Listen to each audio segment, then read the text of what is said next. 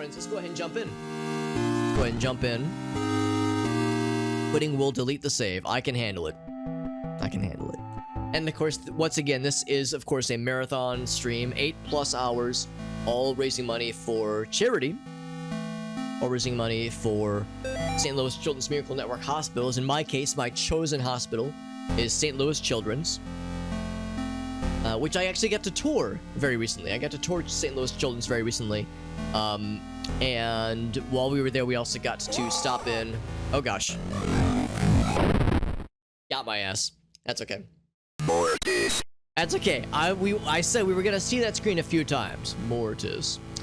I got to tour the facilities, and we also got to play some video games with some of the kids that were staying in the hospital. I got to play some Mario Kart, got to play some Smash Brothers with some of the kids that were staying in the hospitals. We posted some pictures to social media. I posted them on Twitter. I think I shared them on Instagram, and I posted them to Facebook.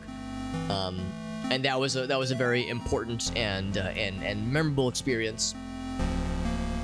Getting to play games with the kids, and of course, you know, the whole reason we do the fundraising stuff, the whole reason I do the streaming thing is to raise money for charity. But you know, after a while, you sometimes get lost in the minutia of fundraising stuff. We've got our cross. We're not with our crucifix. We're not unarmed. So we have some defenses.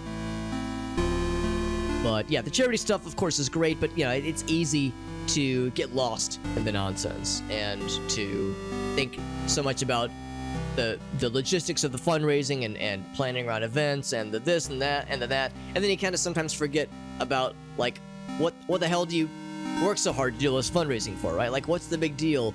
Who benefits from this fundraising? And then you see the sick children at the hospitals, you go, oh shit, that's why. Like, that's why we do this. So that's, oh, alright, it's locked at first. I think we have to go to the outhouse, I think, which is down this way. Let's go to the right. A little bit hard to remember exactly where things are. Oh, this guy went down too far, apparently. But anyway, yeah, it was a good experience. It was a very good experience, and I'm hoping we'll get to do something like that, maybe in the spring. Alright, so he decided to chase down the deer. I don't know if I've seen that interaction before. I've seen him try to get us before. Never seen him go for the deer exclusively, though. You can tell when a restaurant's using a different brand. There you go. There you go. I understand, Arctic. Yeah, first reset. There you go. It is a reset. When you die, this is marathon mode. When you die, it is a full commitment. I'm not going to be reading any of the notes this time around, but we're going to be playing a Faith fan game that I'm excited about. And that fan game is a recreation of this first chapter, Chapter 1, but in 3D. It's called Faith 64. And I think that does have all the notes. I think I'll probably want to... like experience all that one. Experience all the notes in that one.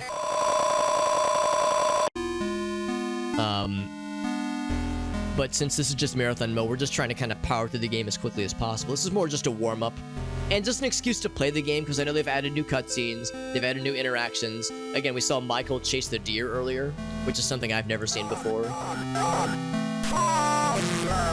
Father. Chicago stuff, suburban people, yeah. St. Louis Children's, it is a good hospital, yeah. Many years ago, many moons ago, I actually received treatment at St. Louis Children's. I had some kind of virus as a kid that made me puke so much. Like, it was like every hour on the hour for like 12+ hours, I was just puking. Like, couldn't keep anything down, it was miserable. And I was just so dehydrated, it was awful. I was in 4th grade, I'll never forget. A very unpleasant experience. But yeah, went to St. Louis Children's to basically get an IV in me, just so I can get something in me, because it was a shitty thing I was dealing with. But yeah, they were able to get me squared away. Of course I was dehydrated. I already have very small and crappy veins. In fact, I just had a physical. Well, I had blood work for a physical that's happening on Monday. I just did blood work yesterday, and even yesterday they had a hard time finding my vein. They had to go in through the knuckle, through the wrist there. But I already have crappy veins, but it was especially difficult because, you know, when you're a kid and you're dehydrated, that's extra hard mode. Anyway, long story short, they were able to get me squared away, and I was, you know, obviously I'm still alive now, so I'm fine. But yeah, that was an unpleasant experience that was made, that was resolved thanks to their, thanks to their. Is this gonna have where the key is? Looking for the key. I think Michael drops the key. Yeah, thanks to the pedigree at that facility, they do good stuff. And also, Michael freaking jump scared my ass. Gosh darn it. Gosh darn it. Also, we got Mallory in the house. What's up, Mallory? Hampocalypse? Hampocalypse. I do not know about Hampocalypse, Meerkat. I would love to know more.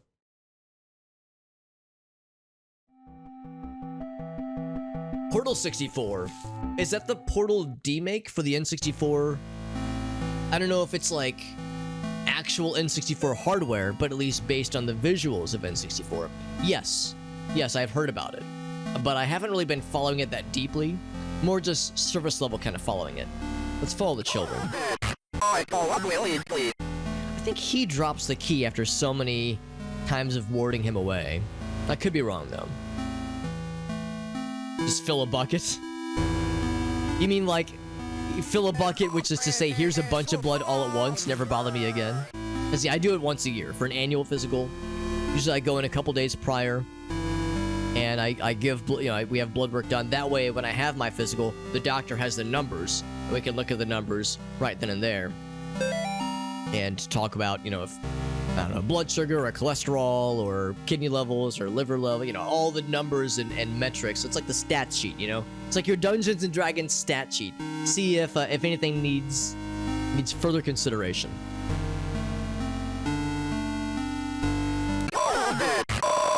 Almost missed it. I was gonna read chat. Your cat, you had someone that had something similar. Yeah.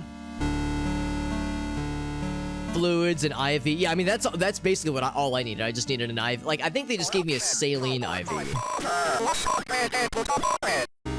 And if you listen closely, there are words he's saying. It's just kind of hard to tell because it's so garbled.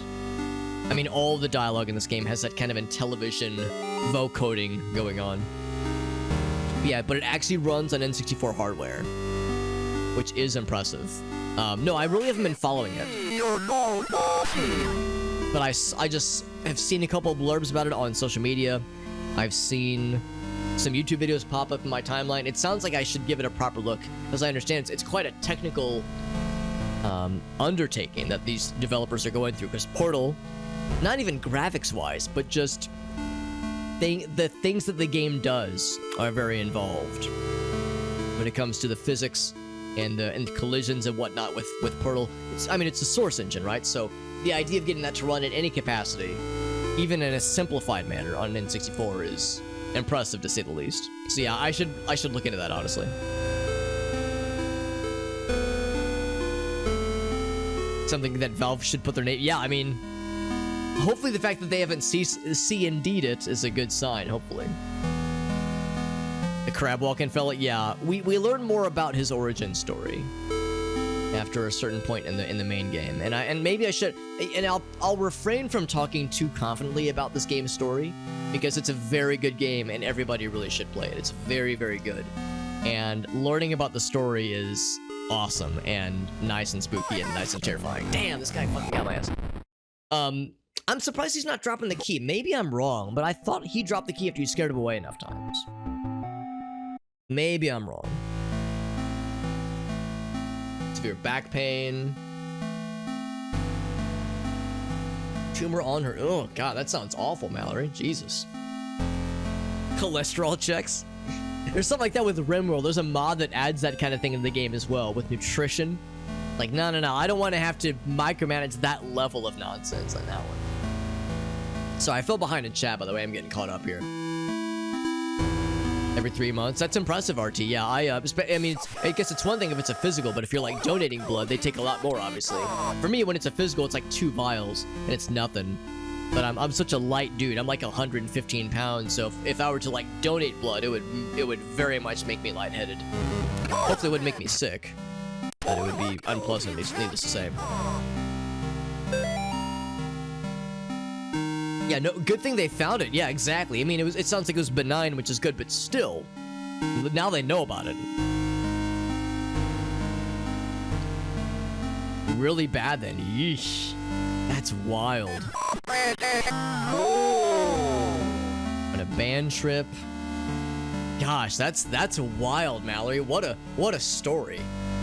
All this when all of you were like 15, 16, 17 years old. That's awful for anybody and everybody to experience. Also, Vlad, over on YouTube, like I said, sorry I fell behind a little bit on the comments. Do appreciate you popping in. Yeah, it took a while for the stream to appear on YouTube. Yeah, and that was actually on my end. I hadn't actually pushed the multi-streaming. I usually wait a little bit before I push it. Maybe what I need to do is I need to bless more things, and maybe then is when Michael will drop the key. Because I've just been kind of skipping over these key items, these key locations. Chaos reigns. I think that's something that our character doesn't say. I think that's something that is heard from afar. The N64 version. We're actually playing that tonight. We're gonna play Faith 64 tonight. I'm very excited because I love this game. And the idea that there's Faith fan games makes me very excited. Liver makes an odd protein. Interesting. Yeah. And the various, infusion, maybe not infusions, but vaccinations. Well, yeah, if they're able to use your blood in some helpful way, RT, and you're willing to go through the process of donating it, or giving it at least, that's great.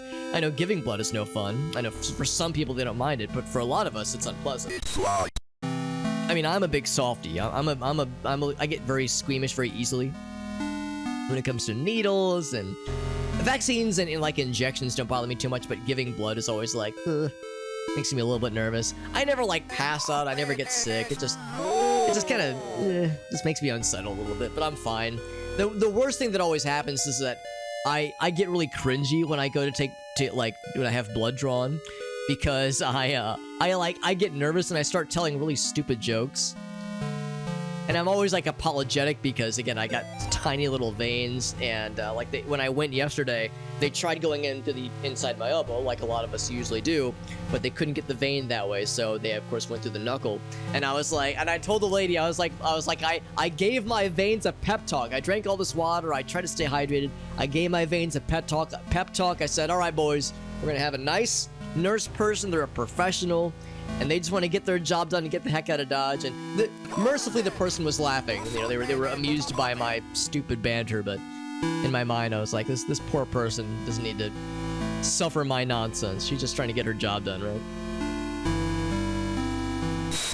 Oh, fucking hell, man. Maybe I feel like the biggest dummy in the world. I can't remember how to get the key to spawn. This is like the first thing that you do in this game. And I can't get Michael to drop the gosh darn key. What the heck am I doing wrong? Gotta be something else. Let me feel. I fell way behind in chat. Let me get caught up. I know. Yeah, we got weed powder also pops in, says Alex, you fell so far behind. Well, let's get caught up here. I was trying to gib gab and also kind of sort of keep track, but I was slipping and sliding.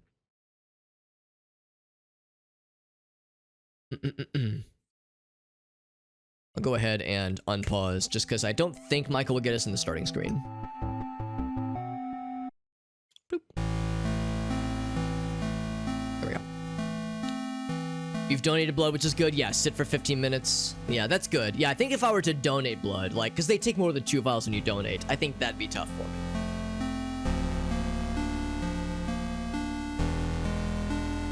Two gallons donated in one sitting. No, over the course of multiple sittings. Yeah, that's awesome, Ryan. That's fantastic. When people donate blood, some people donate plasma or platelets like that. That is very involved and very unpleasant, but it is a life-saving thing. And of course, the reality of the situation is that there's always a need for more of it. Like, there's always a need. It's the fact that there are those who are willing to go through the process of donating blood out of the kindness of their hearts is just spectacular. Really, really something else. I tell the jokes too. Yeah, I become such a cringy asshole. I mean, hopefully the fun kind of cringy asshole, but I know I'm cringe, so I embrace it. Hello, dear friend.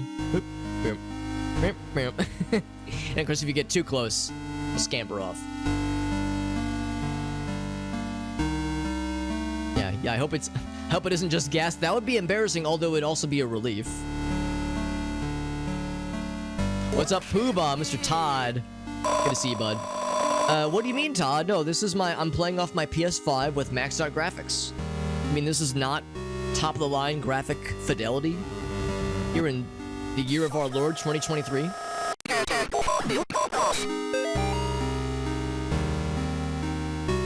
Yeah, the 8-bit Moonlight Sonata. We get other classical music thrown in for good measure with some of the other levels and some of the other chapters for that matter.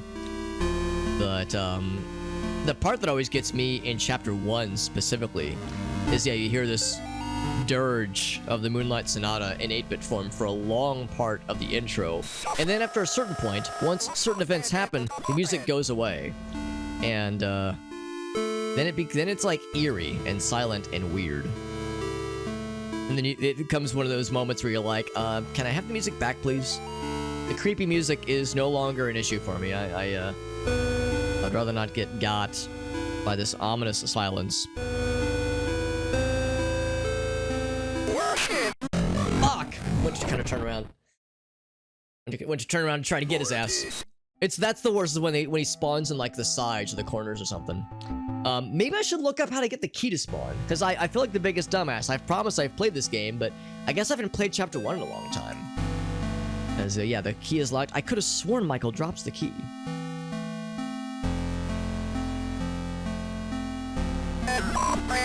RT says I'm chatting away. No, I mean I appreciate the chat messages. It's just it's my own fault. I need to do a better job of like addressing things quickly and keeping up with things. A knife in a bucket. Yeah, does that have to be my own blood? I think the answer is technically yes. If there were any health professionals in the chat, they would say absolutely yes. But I admire what you're going for. I admire your enthusiasm. Also, we got Puzzle in the house. What's up, Puzzle? Puzzle, have you played this game yet? Because you've probably heard me wax poetic about this game on so many occasions. Proselytize it, maybe. Some Apple II shit? Yeah, you're probably right. Probably even older than that, honestly. What's the little yellow thing? It is a crucifix. We are a priest. Hence the little white dot we got on our neck. We are a priest, or so we claim. So we claim to be. There is, without spoiling too much, there is one brief blurb that happens in basically one of the endings that brings into question John's ordainment.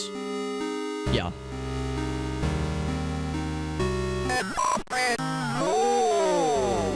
Maybe I have to go to the house first, have John exclaim, "It's locked."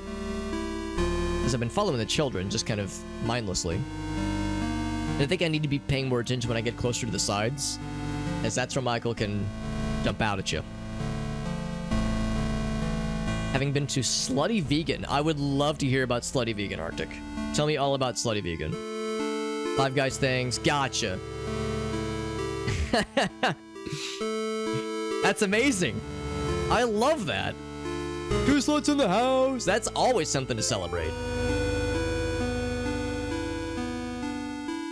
Religion instead of math. I mean, that's basically clerics in Dungeons and Dragons, so yes. Absolutely. Very good fast food. I've never heard of this place before. It sounds like a wonderland. That's awesome. Yeah, I've never heard of Slutty Vegan. The only kind of slutty food thing that I can think of is slutty brownies, which Gracie and I made earlier this year. It's a layer of Oreos, a layer of chocolate chip cookie, and a layer of fudge. Oh shit. Smushed together in like a 3-layered combo, and then baked in an oven. And it's extremely good.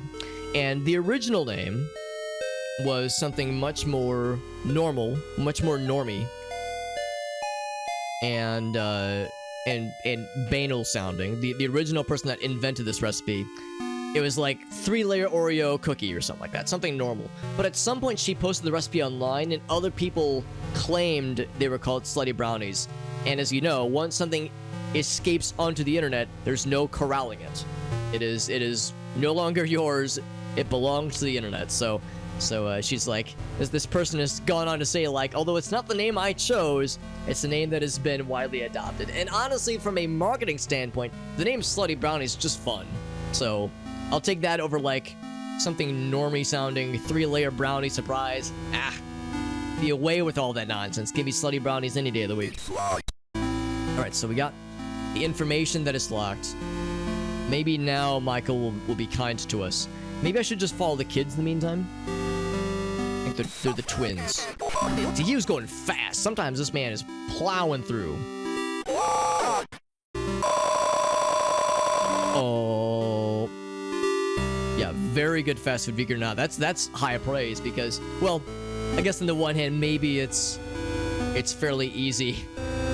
Maybe not easy, but maybe it's not much of a comparison because fast food is rarely great. Sometimes it's all right, sometimes it's terrible, but rarely is it like, oh, is that amazing? Usually it's like, I feel awful, and it tasted okay, but it was cheap, and it was quick, and it was warm, so, you know, there's that aspect of it.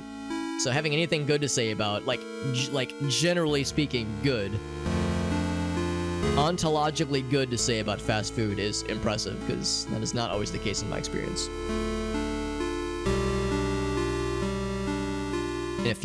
Only a few cities right now, but yeah, hopefully they'll pop off eventually. Yeah, thanks for popping in on Twitch as well, Vlad. Yeah, I saw you over on YouTube. My apologies for being so slow with getting to certain chat messages. I'm trying to keep up as well as I can. A prude burger as opposed to a slutty burger, right? It's trash food, but it's that good trash. I like that good trash. Everything I eat is trash, says Ryan. You know, we were just talking about, Grace and I were talking about possums earlier. Whenever I think of something digging through trash. I know a lot of people think raccoons, but I'm a possum guy through and through. Part of that is, of course, my humble Midwestern upbringing. I'm gonna ignore following the twins for a minute. Maybe I need to go back to the car. Maybe that's the issue. Maybe I need to go back down for a bit. If I die one more time, or if I go another 5 minutes without Michael spawning and dropping the key, I'm just gonna look up how the key spawns. Fucking hell, he was so fast. Yeah, I'm just gonna look it up now. I'm the biggest dumbass ever. I cannot remember how to get the key to spawn. Faith, chapter 1, locked door. Unless anybody knows. If anybody knows, I'm happy to have people spoil in the chat because I've already played this a whole bunch. But I could have sworn that Michael drops it, and he just has not. He's been keeping it from us this whole time, and it makes me very sad. All right, here we go. So if I switch over to this screen, we can all see it.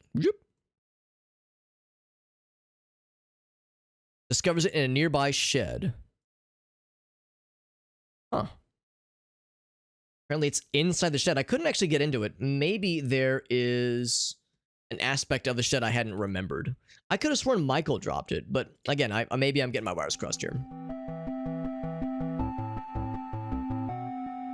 Sworn off fast food because it's usually bad. Yeah, that's how I am. I eat fast food maybe once or twice a year, and I'm good. The only time I eat it is if I need something to, like, get... Basically, if I'm like, driving long distances. If I need just something for the road.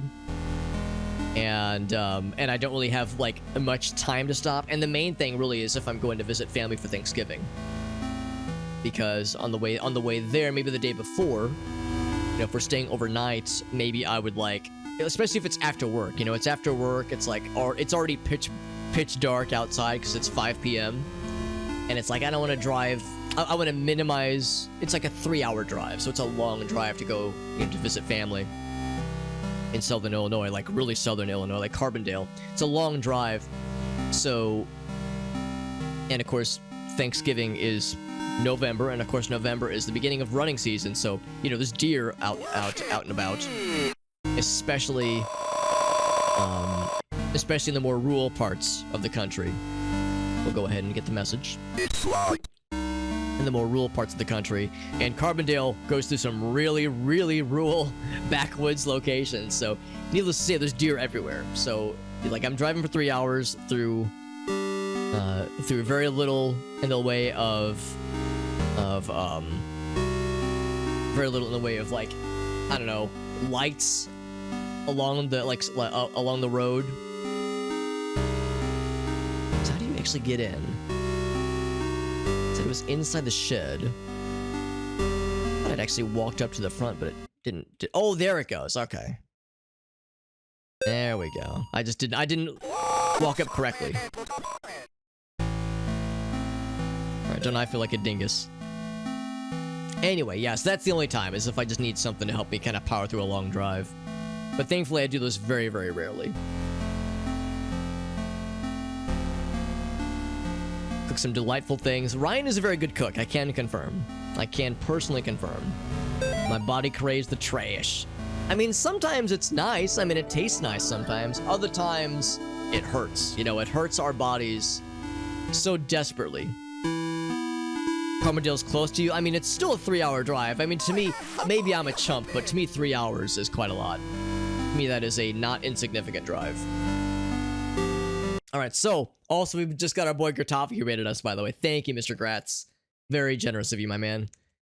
Now, you should be jealous of me, by the way. I get to play games with Gratoff and our boy Jet Dive. We get to do some Zelda, Ocarina of Time, Majora's Mask, randomizer crossover tomorrow, which is very exciting.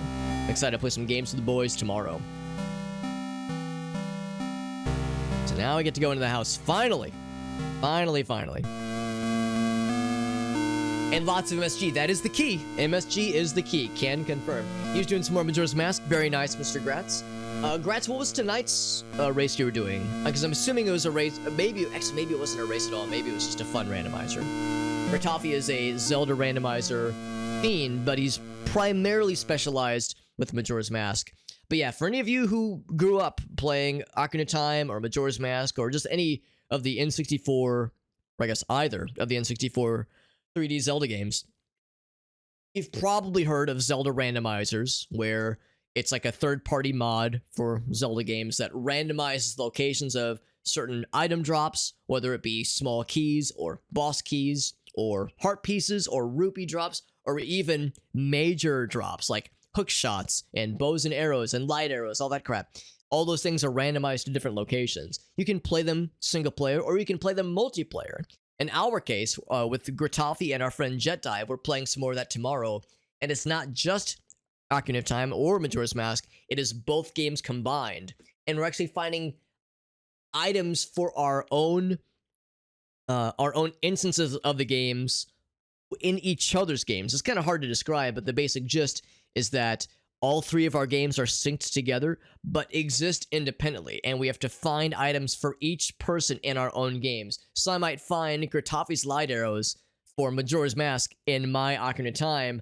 I might find Jet's Iron Mask, or Giant's Mask, in his Majora's Mask inside of my Ocarina of Time, and vice versa. So it's very fun and very weird, and looking forward to playing more of it tomorrow. Tomorrow with the boys. Yeah, the flavor enhancer. Yes, exactly. They call it flavor enhancer because MSG, unfortunately, has a very, I would say, unfair negative connotation. You know, there was this whole thing in like the mid to late 2000s where people were getting very, very upsetty about MSG. Supposedly it caused migraines. Supposedly it caused this and that. That was all debunked years ago. MSG causes no problems, so long as you don't just go crazy with it, obviously. But it would like taste too salty before it becomes a problem. So 9 times out of 10, it's not going to be an issue. More than 99 times out of 100, it's not going to be an issue. So that's where the flavor enhancer comes in. It's like a way to, you know, offer MSG in a way that basically doesn't scare uppity white people. That's pretty much what it comes down to. Something might make you feel jittery. Well, that maybe that's a good point too, Vlad. Maybe there are some people that do legitimately have some kind of sensitivity to it. So maybe there is something. Maybe there is something there. But like in the grand scheme of things, there was this big kind of like, I don't know. I like to think it wasn't like a full-on moral panic, but there was this weird period of time 10, 15, 20 years ago where people were kind of freaking out about it. It's kind of silly. Kind of silly in retrospect, obviously.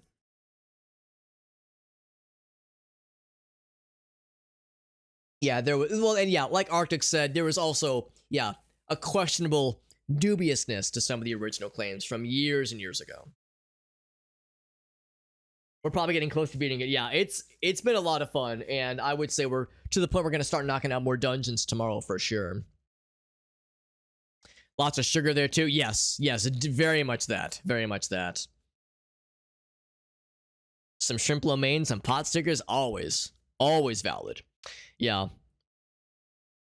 Yeah, the description of the of the Zelda randomizers, Mr. Ryan. Yeah, I mean, of course, Ryan's one of my 3D Zelda game fellow enthusiasts. We have something following us. You can see the mirror does not match our own silhouette. Something spooky there, nice and spooky. Let's go upstairs. Oh wait, no, I think I go into the basement, or maybe that's what this is. Ooh, look at that. Yes, that's where we want to go. That's the attic, I'm pretty sure. Let's go to the basement first. Let it be known, of course, that the music has gone away. For better or for worse. I think it went away when we saw the thing in the fridge. But yeah, Ryan, and of course, remembers the good old Zelda Ocarina of Time and the Majora's Mask games. But yeah, the randomizers are really cool. Randomizers for games like Zelda or Castlevania or Super Metroid. I mean, of course, even the 2D Zelda games like Link to the Past, Link's Awakening. Those are also great. It's a nice way to play something that's familiar to you. A lot of us know 3D Zelda games pretty dang well in the grand scheme of things, but the randomized aspect, the idea that you open a treasure chest or you defeat a boss, and instead of the usual... Hold on, I'll stay quiet for this part.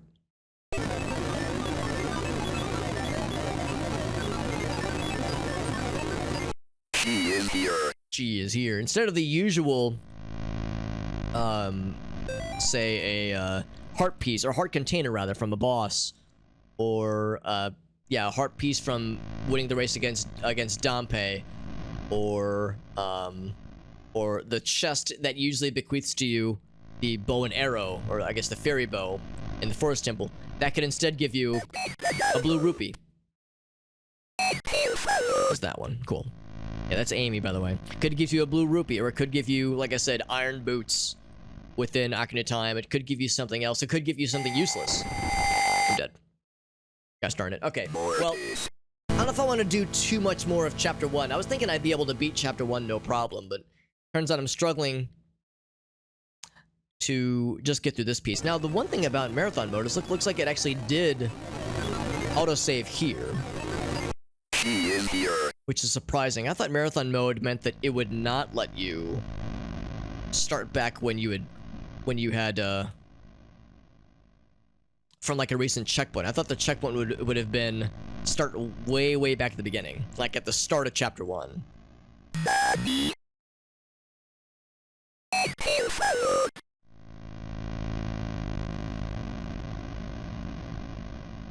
Yeah, I'm with Arctic on that one. Yeah. Oh shit, I wasn't paying attention. Yeah. I'm with Arctic on that one. Like, yeah, if I think it was Vlad. Vlad was saying like, yeah, maybe they might have had some kind of unpleasant experience. I don't doubt that you did, because yeah, some people might legitimately have some kind of sensitivity. It's kind of like, it's like with the whole gluten thing. That's a good example where some people legitimately have an honest to goodness gluten sensitivity, maybe even gluten allergies at some points, and their health problems that they experience can be very real and very unpleasant. But same kind of thing. There was this weird kind of panic about gluten, 10, 15 or so odd years ago, where some people were swearing up and down like, oh man, like if I eat such and such kind of thing, I have horrible indigestion. And I blame the gluten, and then it's like, okay, well, do you eat white rice? Do you or plain rice? Do you eat this kind of bread, this kind of thing? And they'd be like, oh yeah, I eat that just fine, but I swear it's the gluten. It's like, okay, well, all these other things have gluten in it as well, so it can't. You would, if you have problems with one thing that has gluten in it, but this other thing that does not, or vice versa. Oh, it's because it was on the carpet. That's why I couldn't see it. Yeah. So it's one of those things where for some it is overblown, but for others it is an honest to goodness issue. Majora's Mask, yeah, I know you've probably heard me say this before, Ryan. It's a very good game. Majora's Mask is very good, and it was tough when we were kids because that game is difficult. It's a challenging game, but it's not that bad. But it starts ominously, like it starts really tough, and it starts with a pedigree that kind of makes it feel more. I don't want to say feel more challenging than it is. Well, the whole thing about the timer, the clock counting down, is very stressful, and it kind of gives it this heaviness that makes it hard to get over. There we go. Yeah, that's where she snuck up on me earlier.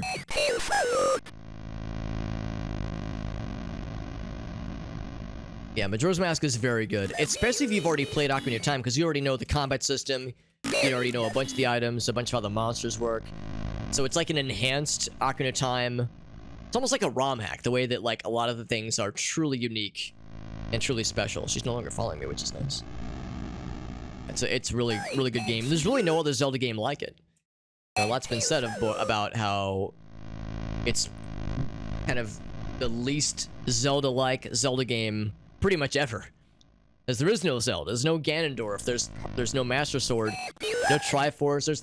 There's so much of that game that is missing from the usual Zelda trappings.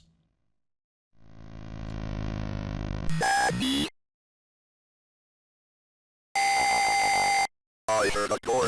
Waiting for the door to open.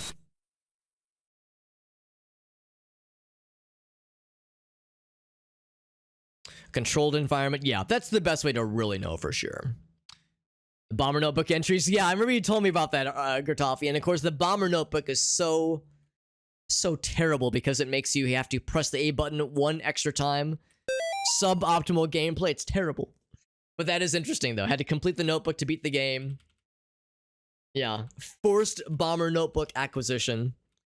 Because that's the thing, you can randomize all these extra pieces and extra segments of the game, including small keys, of course, heart pieces. You can. I was listening in, and on Loverish, the randomizer player that we rated last time, she was saying how at least for Ocarina of Time randomizer, there's a mode where you can randomize the C buttons for the ocarina into the game. So you can learn the Song of Time, but you can't actually play it until you've unlocked C right, C down, C up, and A button, which is hilarious. The idea of like, I know the song, I just can't play it on my ocarina because I don't have the buttons unlocked. It's ridiculous. I have to finish what I started. She is mine, priest. Let's see if we can do this boss battle. And then we'll go ahead and wrap up chapter 1. Then we'll switch over to survival mode. I'm curious to try out survival mode. And maybe it's a good thing that I did a bit of a warm-up because I haven't played this game in a while. Basically not since we played it in October of last year when this game first came out. Out here. Mysterious Shadow Man. Let me just slowly walk away from him, I guess. Oh, there's a second one. So that's something that's new. I don't think they added the second one previously. That's kind of cool. There we go.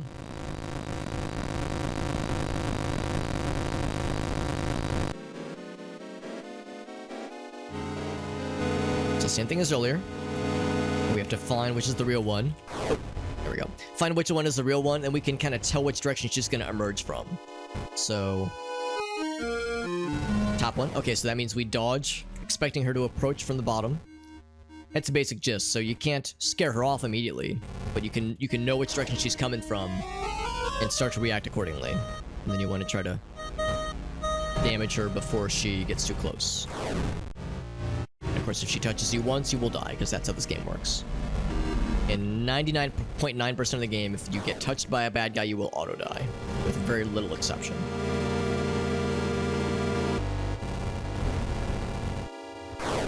Do this for a little bit longer, and then we should be able to win the fight.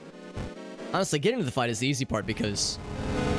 or actually, it's not the easy part, but winning the fight's the easy part because getting to it is the part that... yeah, there's a lot of steps that I'd clearly forgotten earlier.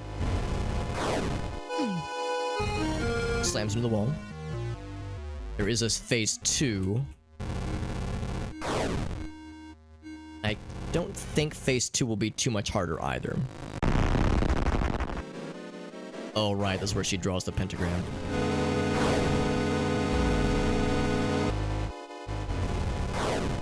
Oh, shit. Okay, well, never mind. I was gonna say, I know she draws the pentagram. I couldn't quite remember what else happens. Let's go ahead and try survival mode. I feel like I've gotten my fill of just kind of playing around in chapter 1 for a bit. Do I want to just beat this boss battle? Let's go ahead and beat this boss battle just to prove that we can do it. The issue is that I don't think what the issue is there. I know if you get caught in the cyclone, she'll zero in on your location. Maybe she just kind of homes in on you regardless of where you're standing. So yeah, she has that little spiral. Oh, she was not zeroing in on my location. I just chose a very bad place to stand. Because I know she follows the pentagram.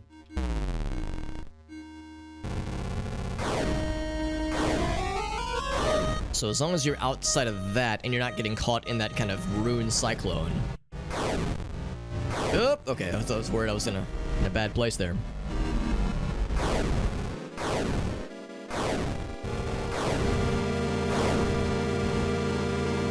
She's sending out the Shadow Man. And then she's just chilling. I'm kind of surprised I'm able to reach from here. We of course can't see the health bars. We don't know how much damage we're doing, but the implication is that it's decent enough. I get caught by the cyclone. Oh, and I still got caught by it. Yeah, because then she screams and kind of flies into you. Some research on what the issue could be. Oh, and using ChatGPT, interesting.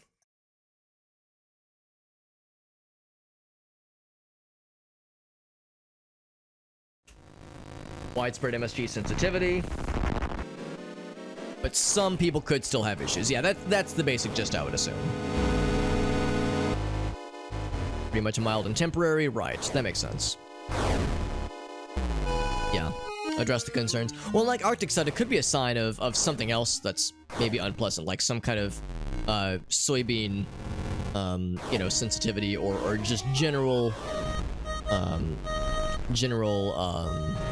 you know, stomach intolerance, which is still worth, you know, trying to figure out, obviously, because soybeans are in a lot of things. Yeah, sometimes things just fly under the radar. It's just how it goes.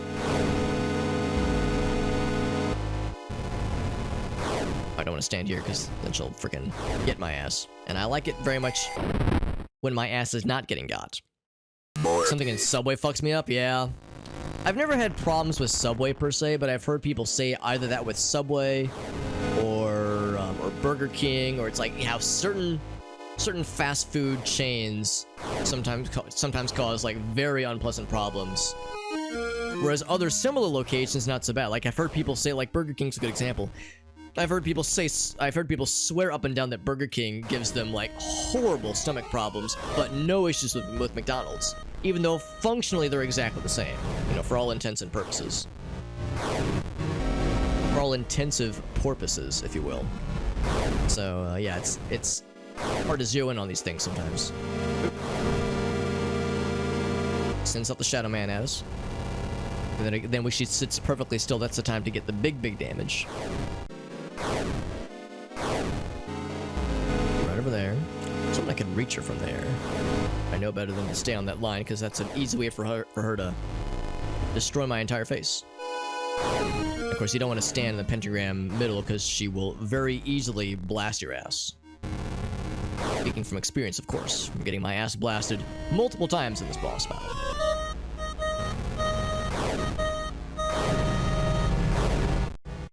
And of course, she's only even damageable while she's staying still. She's kind of in this blinking invulnerable mode when she's moving around.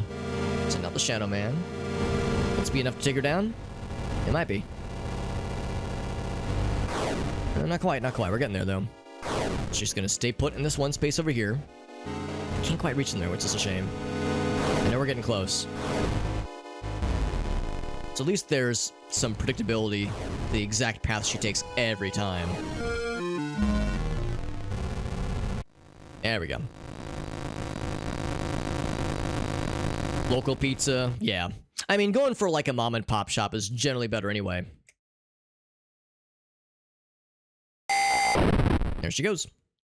Flings herself out the window, as you do. And then we're presented with a choice. Once we get back to the main dining room, the main living room area. The message says kill her. A gun with 1 bullet. We found a gun with 1 bullet. So whomst do we kill? Do we kill her, or do we try to kill someone or something else? There's a very explicit path given to us. We could follow this path. Gonna follow it down.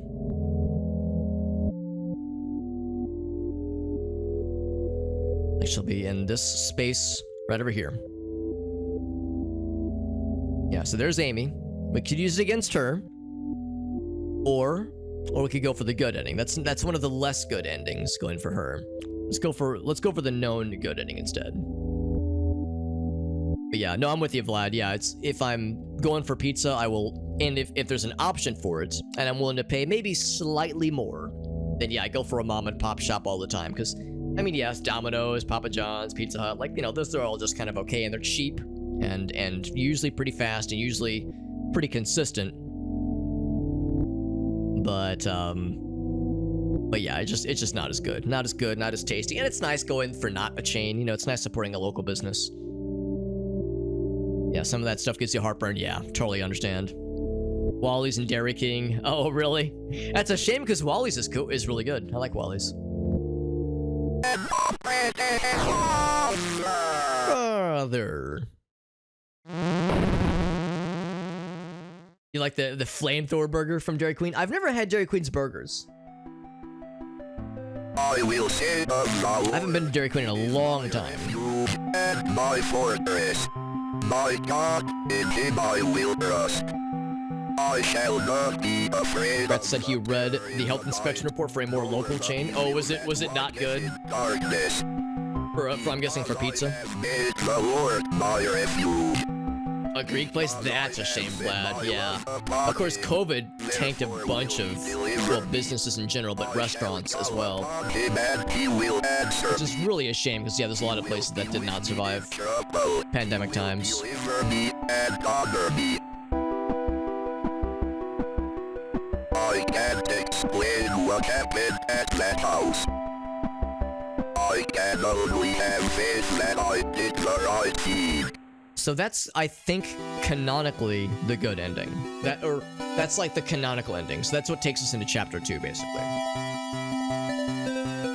And I'm not going to read the blurb just because it's a lot of text, but the basic gist is that the body of that creature is found, and at first people think it's a person, but they later determine it's so mutated it's some kind of animal.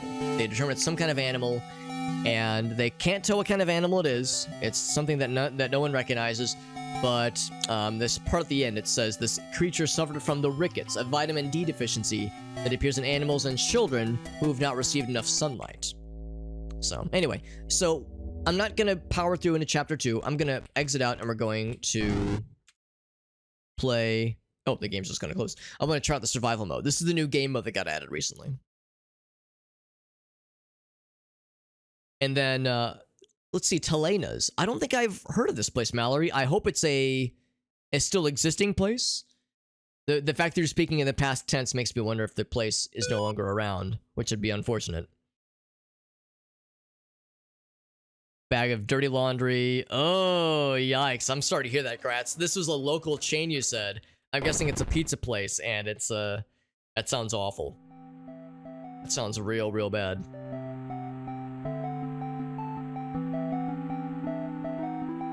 Yeah, Vlad knows this game, of course, yeah. Yeah, I try to read the notes in the cool, kind of synthy voice. Can I get the intro? Yes, I can, there we go.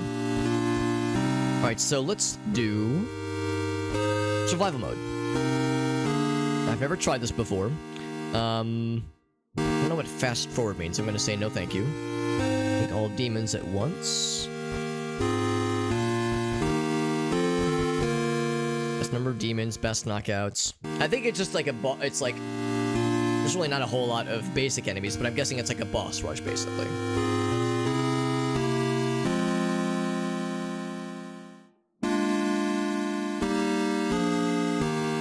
Turtle infestations. Interesting. I would have never imagined that turtles could infest anything. I mean, turtles are kind of fun to have around, so I would almost see that as a positive thing. Yeah, it was a local chain, not the usual location, but still, that is disconcerting for sure, Gretz. It's a pizza place and it's pretty good. Telena's. I'll have to mention that to Gracie, see if she recognizes it, because yeah, it does not ring a bell to me. Overrun with turtles, exactly. Yeah, they came out of nowhere. I had to duck behind the counter for safety. Prepare yourself, priest. All right, so let's see what survival mode is all about. Recognize this guy. So we have the bronze crucifix from chapter 3, and I cannot leave. I don't know if I have to stand in the middle. Father.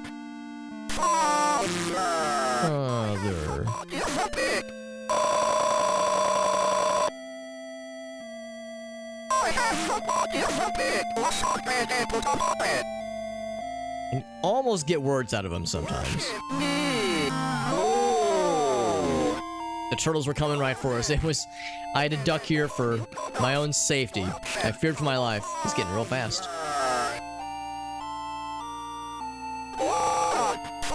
He's getting a lot faster. I don't know if there's really much else there.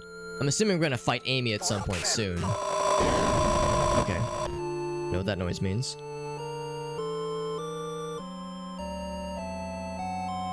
I hope it's randomized, or not always the exact same sequence. Oh, I can leave, okay. So I don't recognize this building, this is new. The body of a pig, yes, yes. Oh, this is from chapter 3, I think. There's a medical gurney. Oh, there's some aberration happening. Oh, there's Amy, okay, shit, there it is. So, sure enough, Amy happens here. We killed one demon. Continue at last demon, please. So the aberration means that something wicked this way comes. There we go. So we can do this fight again. What's it say? John... It just says our name a whole bunch. Because our guy's name is John Ward, I think, is the last name.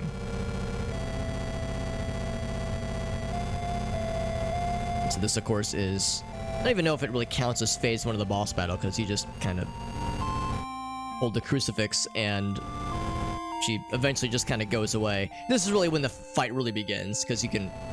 There's a greater risk of dying, but it's pretty easy. The second phase is, of course, much more involved, because then you have to be a lot smarter about your positioning. It'd be really hard to take a guy with a name that silly seriously. Oh man, you and Vlad. Great minds think alike. Great minds think alike. I know some people also say sharing the same brain cell. There we go. So no cutscenes. It's a truncated version of the fight, because that kind of happened a lot sooner than it usually does. So the health bars are a little bit more generous this time around. Oop. A little too close on that one. Ooh, I was around the border there. On the edge. New music, too. Just noticed that. Maybe I should have just started with survival mode. I was kind of thinking, like, marathon mode might be kind of fun to mess around with, but... Oh, shit. But I didn't realize that survival mode would kind of be going in a sequence. I just assumed it was kind of like a randomized... sort of boss battles and encounters, not in a predestined order. It seems like it is predetermined. The N64 version, yeah, I'm really excited to try out Faith 64. That's a shame that we have to go through all phases of this fight. That's the thing, it didn't count as killing the demon entirely. This is a multi-phase demon. Then, of course, we have the I'm assuming they'll have us do the secret boss. From episode 1, from chapter 1, that is.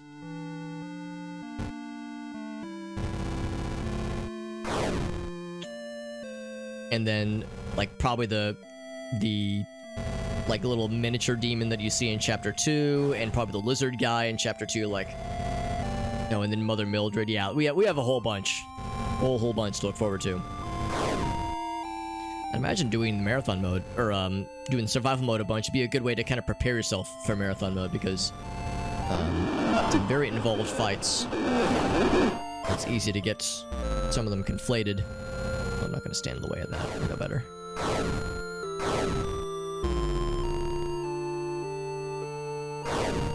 Can't quite reach there.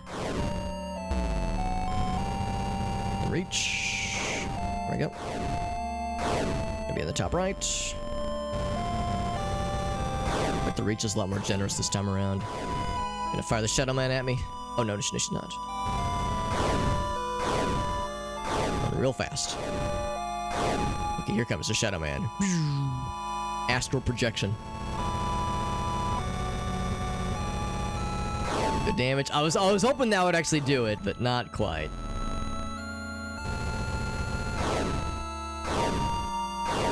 Just gonna stand at the bottom.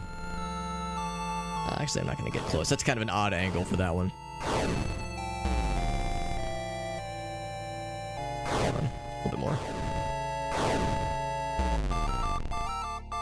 I'm too scared to get close. It's a commitment I'm afraid of. There we go. Demon numero trace. Who's Dunzo? Here's the secret boss.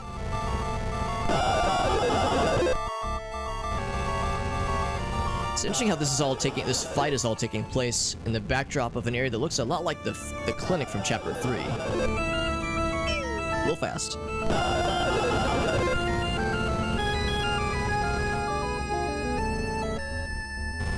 You can reset your location now. Actually, I'm gonna try to power through here. Not exactly a very forgiving arena. Very limited. Much more limited than I'm used to with this fight. Alright, dial-up mode of man is dead. Do I go up top or do I go to the right, maybe? The DVD sleep. Yes, yeah, but when it hits the corner, it's so hype. When the DVD screensaver hits the corner, everyone pops off. Wonder if we'll eventually upgrade to the silver crucifix at some point. Oh, it's the cornfield now.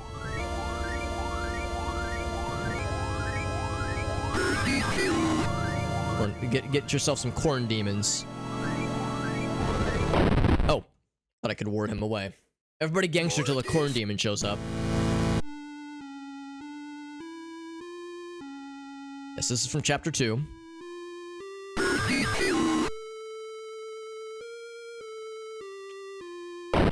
So he's a little bit faster than I am. Mortis. Yeah, we're gonna hear that a lot. Maybe I can just ward him away. You just have to stick to it a little bit longer then. Destroy the child. Destroy the child. My faith is weak. My faith is, or thy faith is weak, he claims. Where are you? Show yourself, demon. There he is. Reap what you sow. Reap what you sow. You know what you did. You know what you did.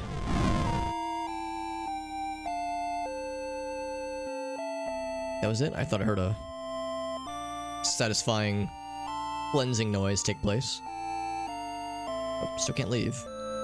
Oh, wait. Oh, I go down. I follow the blood trail. Cornfield in this game? Yeah. Not just a cornfield, but corn demons. Let's go into... Oh, this guy. Remember you. Surprised that was considered a demon, but sure. Go drink from the cup. Oh, it's you. Oh, that was a quick one. I thought there would be a few phrases of that one. There's also demons. I was saying earlier how, you know, my proud Illinois upbringing. Oh, this part, right. Same thing with Illinois, honestly. Same general issue. What's it say?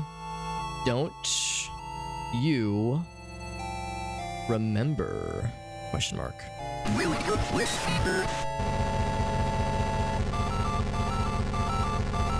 He's gonna start. Here I come. Here I come. He's gonna start moving. There he is.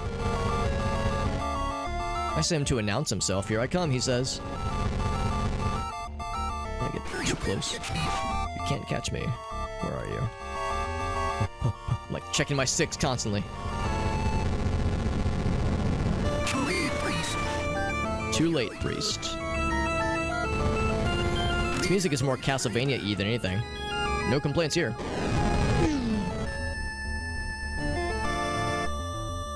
Right, so now...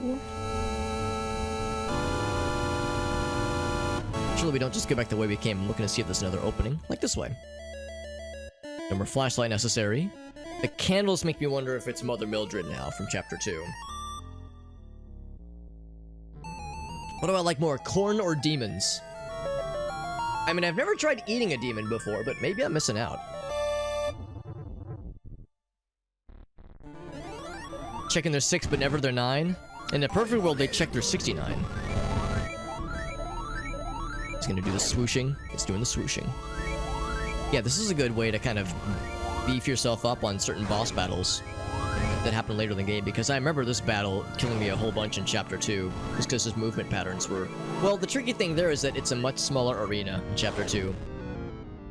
Like in this fight, I have a lot more room to work around.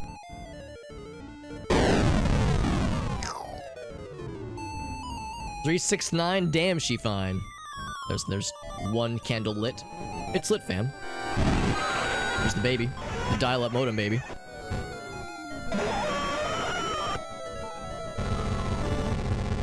Everybody gangster to the dial-up modem baby appears. As he goes amongst the clouds.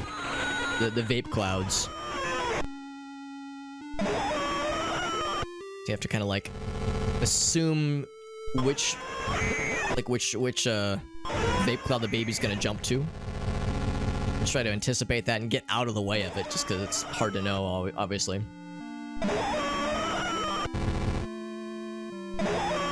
Oh, shit. What was I just saying? Try to anticipate it, not get in his way.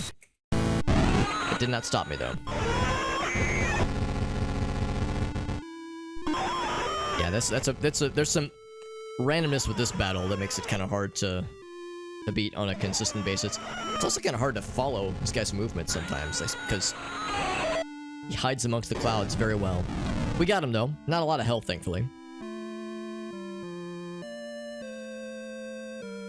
Alright, one more. Oh, I gotta go down, right. This is almost open.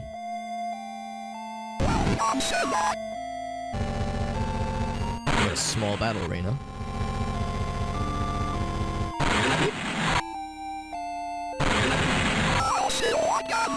I'll see you again, he says. Oh, and this one. This is gonna be part of Chapter 3, maybe? No, we have to do the boss battle from Chapter 2 first. Oh, Jesus. Oh, fuck. Okay. I was just thinking, oh, okay, maybe I go to the next room. Nope, we just wait for him to appear. Yeah, maybe we just kind of chill here and wait for him to do his thing.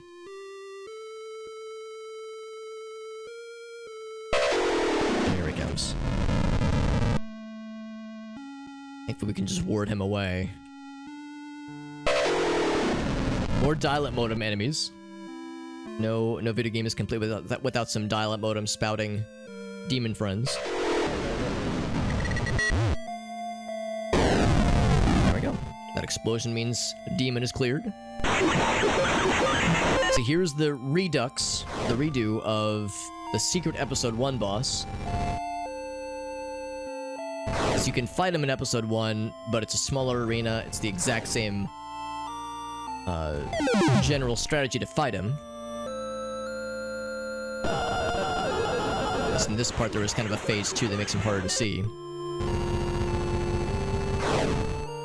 But I don't think there's like a canonical expectation that you fight him in episode 1. You have to shoot the mirror, basically.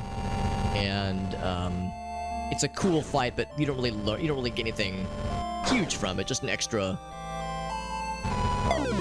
note for lore purposes.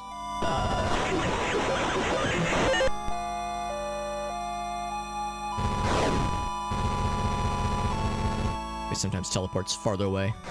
Oh, except when he teleports in front of me. Never mind. Mortis. What if it's a ball gag? That would change. That would change a lot of the character motivations. We'll just say. Then they wouldn't be calling us father. Then they'd be calling us daddy.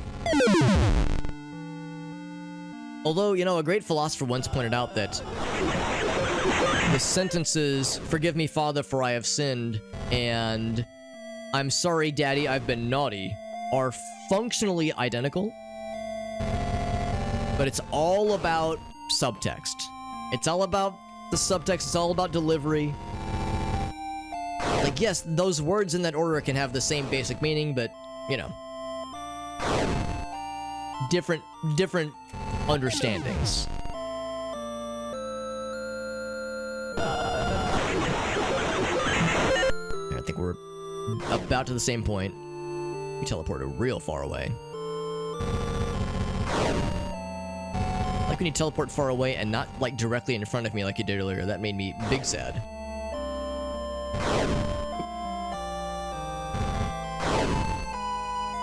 Must be enough.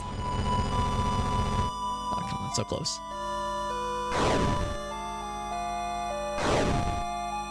Now, mercifully, we move very slow in this game, but mercifully, everything else moves usually a little bit slower.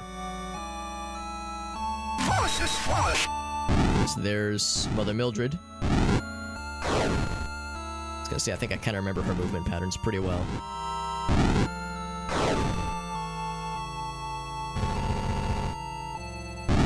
Hard to get a lot of damage on her, but I don't think she has a lot of health. Just kind of have to, like, anticipate the vector she's going to travel on and just try to maximize your exposure to it with the crucifix.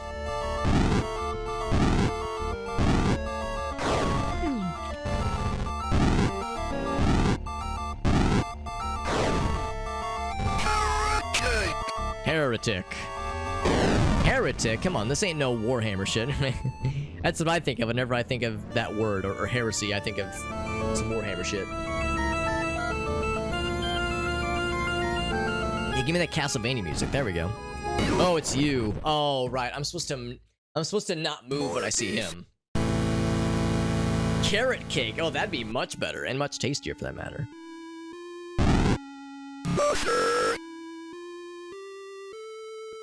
Don't let him. Don't move.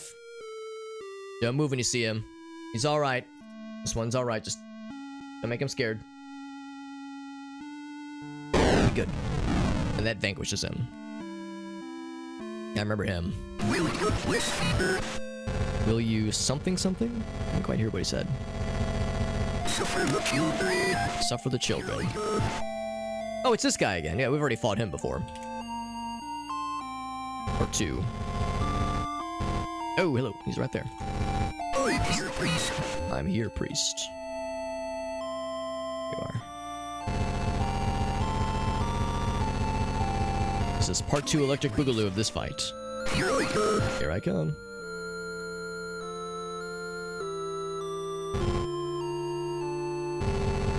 Will you whisk me? Oh, I was hoping he was going to ask if I was going to frisk him.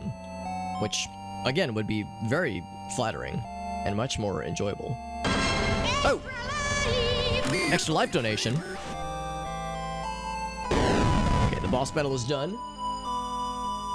Now, I'll confess, I didn't actually get a chance to see that in time. Let me check the donation page real quick, because that will allow me to see if there was like a message attached to it, that kind of thing. Give me one sec.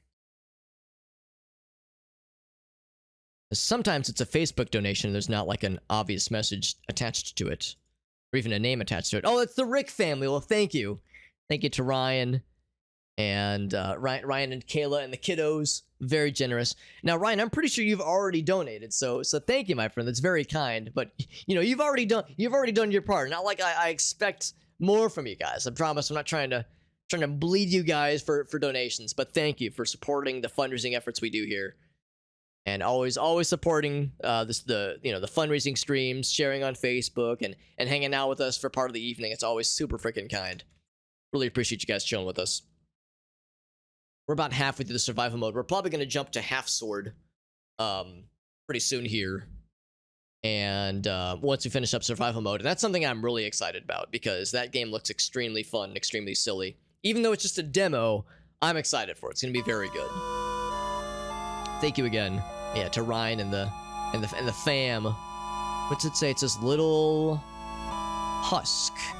Little husk. I mean, I've been called worse. He says, I'm spreading out, baby. I'm flattered. Oh, these guys. Oh, right. I have to like... Oh, Jesus. Yeah, I have to kind of... They don't like the light, so I have to go north, generally, but prevent them from getting too close and eating my entire booty like groceries. There we go. No, I appreciate you, man. Always so positive and encouraging. I really appreciate that. There's Mother Mildred.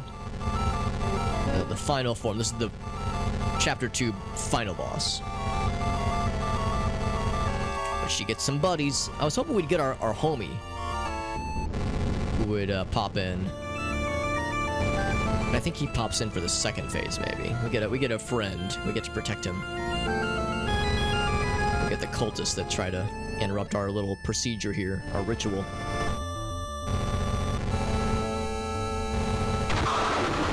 She's doing some teleporting nonsense now. Well, she's morbid. She's morbing out. It's nice when they spawn in from the direction you're already facing, like this guy. He's gonna get close and say, alright, fuck that, never mind. Yeah, I'm liking the music too. Again, it keeps giving me Castlevania vibes, and I am extremely okay with that. No complaints here. They're getting desperate. They're trying to fling more of them at us. Too late for them, though.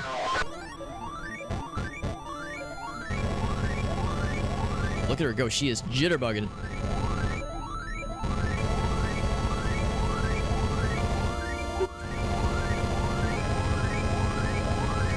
It's a cool new dance move she's invented. You also have these moments when they're hitting you from a diagonal direction, but you can't aim the crucifix in a diagonal direction. You just have to assume that you have enough coverage. Now it's dark and spooky.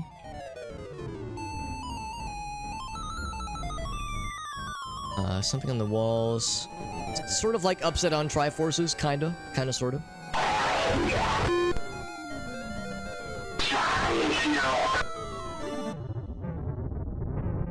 Where are you, lady? Show yourself to me. There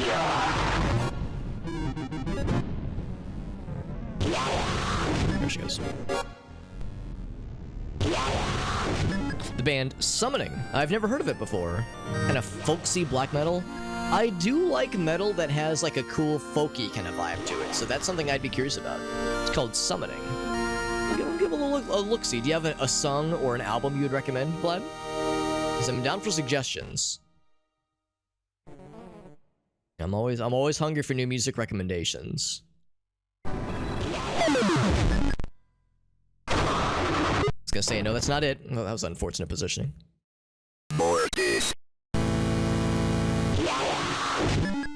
Oh man, we have to do the whole fight again? Ugh. I was hoping there'd be like a multi-phase approach. We can do this though. I believe. Get out of here.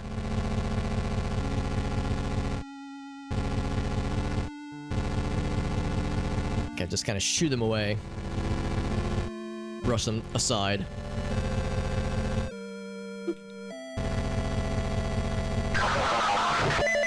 She kind of teleported awkwardly in front of me. It would have been really weird if she would have just telefragged me like that.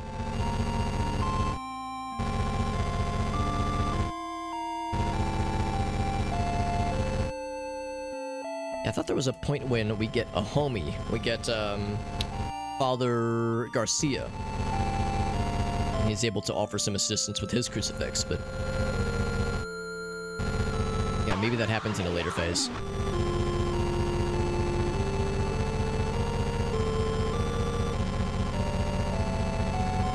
Yeah, and you do that more often, where you spawn and then immediately run away. That's the best one. Old Morning's Dawn, Long Lost to... Okay, all good. All good stuff, thank you. Thank you for the suggestionerinos. Whoa! That is raid numero tres, I believe. That's from our friend, Mr. Very, very Toss. Thank you, my man. Thank you very much, my dude. Well, I say my dude. He's actually a sentient AI. He's got a really cool VTube setup. He's a sentient AI that, you know, he could have gone rogue and he could have tried, you know, taking over the world and blowing up a bunch of nukes and causing a bunch of problems, but instead he chose to play video games and be a charming individual and an extremely talented artist. Extremely talented artist. There was an instance a number of months ago, we got to do a really fun collaboration with our friend Ilucat and Alina and Jet, who were hanging out with us as well. And Veritas was very, very kind and did some really cool art for all four of us. He did little chibi versions of ourselves as here I can actually show you. I can bring up an image of it real quick. He did little chibi illustrations of all four of us, and I love those illustrations. Here's the one that he did of me. In just 1 second. Here, let me grab it here, I think. Not here. Crap, where is it? Here it is. Yeah, here, let's go for... I have the one that has all of us? Yes, here we go.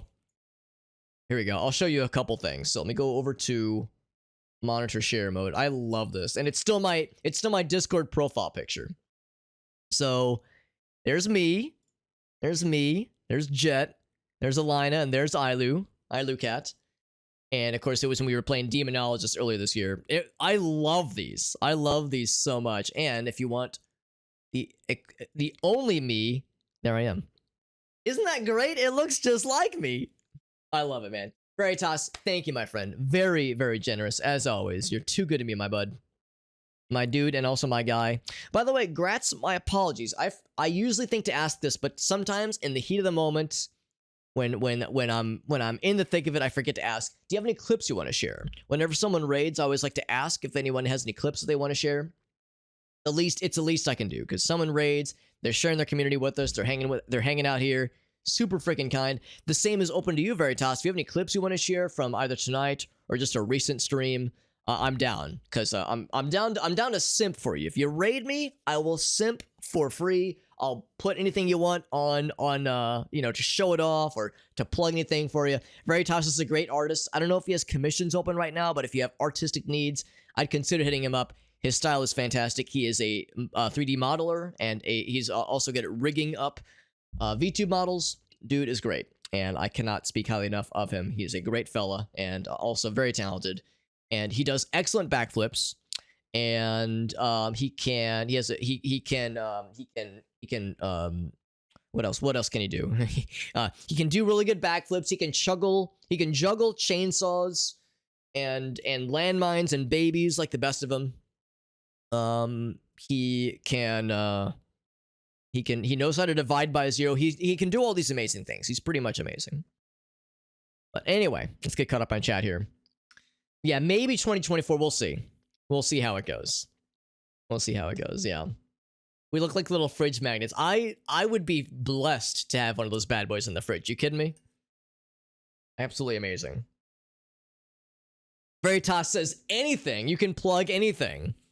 Veritas, you give me something and I will plug. All right, I have to be very careful at how I end that sentence. I don't want to write a check that my ass can't cash, but yes, the answer is yes. Anything at all. Anything at all. He's a great dancer. I don't doubt it. Can tie a cherry stem with his tongue. Ooh, now that is, making me act up over here. Ooh, buddy. Now, have you know I'm married, but ooh, buddy. I'm just sliding into his DMs later. I got something? Yeah. If you was sliding into my DMs, bud, I'll gladly show it. Oh, this is fun. This is very good. Yes, yeah, here we go. Let's just kind of have this be on screen for a bit. Yes. So Veritas made... All right, no, he didn't make this. Alina made this. Okay, yeah, this is also extremely valid. So one delightful thing, too, is that Captain Alina, she is a fellow streamer friend and also a fellow artist. She does all those same things, or at least many of those same things. I don't know if she has... I know I've seen her do work for VTubing streamers, that kind of thing. I know Veritas has a lot of experience with like 3D modeling, that kind of thing. I've seen Alina's work, and that's more on the illustration and more on the 2D side of things as opposed to 3D. But she also is a very, very good artist, and she made a pillow version of herself. This is Pillow Lina. And Veritas says, hey, can we just like pop this on the screen for a little bit? And the answer is yes. Let me just do this real quick. Add image. Bloop. Pillow Alina. And there we go. So that's Pillow Alina. I'm just gonna put this little pillow friend right down here. Just gonna chill with us. Actually, no, I'll put over here. That way she's close to us. You know, she's close to our hearts. There we go. She'll help us. She'll help ward away the evil demon friends that we're dealing with. There's a lot of that going on right now. A lot of demons we're trying to fight. She's gonna help keep us nice and safe and cozy. Some good stuff. Safety pillow for a scary, intense game. There you go. There you go. She made that shit. She can draw. She's a very good artist. I mean, a lot of the emotes we're seeing, those are actually Alina's emotes. I'm sure Veritas, since Veritas, I know, helps with a lot of her stuff and vice versa. So I'm sure he's assisted on a lot of the stuff that Alina has for her channel. But yeah, a lot of the art on her channel is done just by her, and she's great. Which you wouldn't know if you were a... God, there was that one person a couple days ago. Someone pops into her stream, and they were like, "Hi, Alina, I'm an artist. I can help you. Do you want... If you want, I can send you a DM, and we can, like, work out things that I can make for you." And Alina was like, "Well, I'm an artist, and if you would check my channel description, you would see that." And then the person goes, "Well, yeah, but your art is bad." And it was like, "Okay. All right, thanks, bud. Thanks for your opinion." And instant ban, of course. Like, completely ridiculous. Where's the fella? I heard her. I, like, saw her for a brief moment. There she goes. Yeah, that was absurd. It was absurd. It's hard to be too mad for too long because it's such a cartoonish thing to see. It was completely silly. By the way, Veritas, pardon my ignorance here. I didn't actually see what you were streaming tonight. Offer still on the table if you have any clips you want to share, by the way. That is still very much open for business in the general sense. Let me just do a quick shout out for our boy. See what he was up to tonight. Oh, that's right, Cross Blitz. Right, I was watching your stream earlier. I wasn't sure if maybe you'd switch to something else. But yeah, that was what he ended on tonight. By the way, this is a marathon stream. I don't usually do super long streams. This is an 8+ hour long stream. This is the thing I do every year around this time of the year, where I do 24 hours of a marathon for Extra Life. It's a oh, I didn't mean to. It is a fundraiser for something called Extra Life. Here in North America, we have this non-profit called Children's Miracle Network. It offers healthcare services to sick and injured children that otherwise wouldn't be able to afford it, basically. So it's a great cause, and the hardworking people over at Children's Miracle Network are working year-round to try to offer healthcare services to sick and injured children that really need the help. It's a whole year-long operation. And there's this fundraiser for Children's Miracle Network called Extra Life. That's what I'm fundraising for. And a lot of the focus on Extra Life is on like this time of the year, around November, kind of December. This is where you'll have people do a lot of like marathon fundraisers, trying to raise money for Extra Life, or trying to raise money via Extra Life for Children's Miracle Network. It is a year-long fundraiser, but the big focus of it is around October, November, and December, basically. That's kind of the basic gist. Oh, she's morbid out. I gotta kill her quicker. I just realized that, yeah, there's like more pieces to this I forgot about. Whoop, there we go. So if she powers up too big, then she, I think, auto-murders you and gets even more scary. But anyway, yeah, so in previous year, this is actually my 13th year in a row doing this, where I do 24 hours of streaming as a way to try to fundraise for the Children's Miracle Network Hospital of our choosing. In my case, I live in St. Louis, Missouri, here in North America. So I'm fundraising for a hospital called St. Louis Children's Hospital. Crazy name, I know, right? A hospital for children named St. Louis Children's Hospital. What a creative name. And in previous years, even in more previous years, I would actually do 24 hours in one sitting as like a big endurance stream. And that was always a lot of fun, but, you know, part of it is that I'm getting old.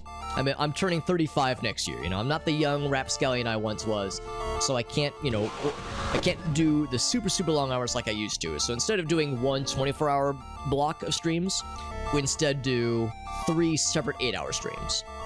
So we did the first 8-hour, this is number 2, this is 8-hour stream number 2. The first one we did a couple of weeks ago, and this is of course stream number 2 of the 8+ hours. And then stream number 3 will be probably the end of the year, probably November 3rd or December 30th. I like to do these on Saturdays if possible. So that's the basic rundown of what we're doing, why we're doing longer streams, that kind of thing.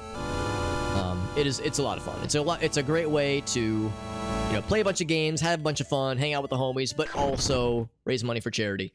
So, you know, it's a nice combination of nice things, combinations of hobbies and trying to do good for the betterment of humanity, that kind of thing. Yeah, let me get caught up here, as I did fall behind in chat a little bit. Trying to scroll the chat window down. There we go. So I can see a little bit better. Make sure I didn't miss anything else.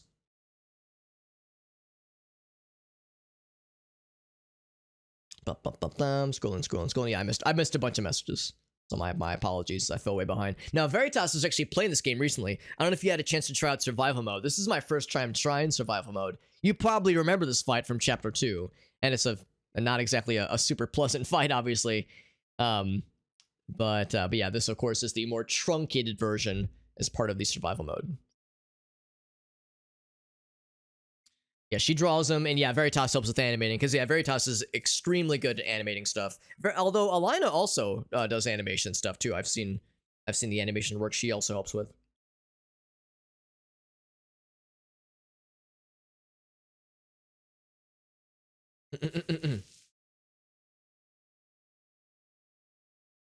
Yeah, a weird sales tactic. We were saying exactly that. We were thinking like, man, the idea of that actually working, the idea of actually getting a client by like just shitting on someone like that is so ridiculous. There's just no way. Yeah, got the flashlight. Yes, exactly. Yeah, it's very tense. MS Paint caricatures. Yes, I love the MS Paint stuff. Yeah, we do the same thing here, actually. We have a channel point redemption where people can give us a reference image, and we'll try to recreate it in MS Paint. We call them MS Paint challenges. And if you join the Discord server, a quick little plug for my Discord server. I know everyone and their mother has a Discord server. I'm not special here, but we do have a Discord server if that would interest you. And if you join it, we have an MS Paint Masterpieces channel where we have all the MS Paint masterpieces we've completed. We have over 300 that we've done over the past couple years. There's a bunch. There's a whole bunch. All right, here we go. So we're getting caught up. Yeah, I never saw this boss. It would have been in chapter... I think it was near the end of chapter 2, at least. What's up, Ogasso, by the way? The 24-hour one? Yeah, I mean... The thing about the 24-hour thing, the 24-hour streams, is that energy level-wise, it was a lot, but I was always able to handle it. The problem comes with another focus on it, which is the drain it does on your voice, on your vocal cords. And what happened last year is I actually had a health issue. I developed polyps on my larynx, on my vocal cord, on my voice box, what they call it. I developed polyps, which are not anything scary, but they were unpleasant, and they would not heal on their own, and I had to have surgery to have them removed. It was not an invasive surgery. There was no incisions, but they did have to put me under anesthesia. They propped my mouth open, kind of like a car jack. They went in with a micro laser, snipped them off, and I had to be on vocal rest for a couple of days, about 3 or 4 days, I think. It wasn't horrible, but it also wasn't pleasant. And the way you develop polyps is either from, like, getting a really bad infection, or maybe getting a virus and you're coughing a lot, or by too much vocal strain. Professional, podcasters or radio people, or even singers in some cases can develop it. And in my case, streaming for 24 hours, and you're talking, you're yammering, you're laughing, you're screaming sometimes. There's a lot of using of the voice, and that happens. So that was the indication of, all right, I need to change up to make sure this never happens again. So that was the main motivator behind let's distribute this out a little bit more so it's less of a strain all at once. Yeah. Haven't tried the survival mode yet. It's pretty much a boss rush, but thankfully there are checkpoints. Yeah. But yeah, let's celebrate. This game is great, LLM, as you know, but it's tough. It's tough and also pretty spooky in a lot of ways, obviously. Same schedule. Yeah, that's what I think of. The more I was saying, like, talking about the stuff that Alina and Veritas do, at one point it occurred to me, I was like, they can both do everything, but there's a specialization there, which is awesome. Makes them that much more of an excellent power duo, which is awesome.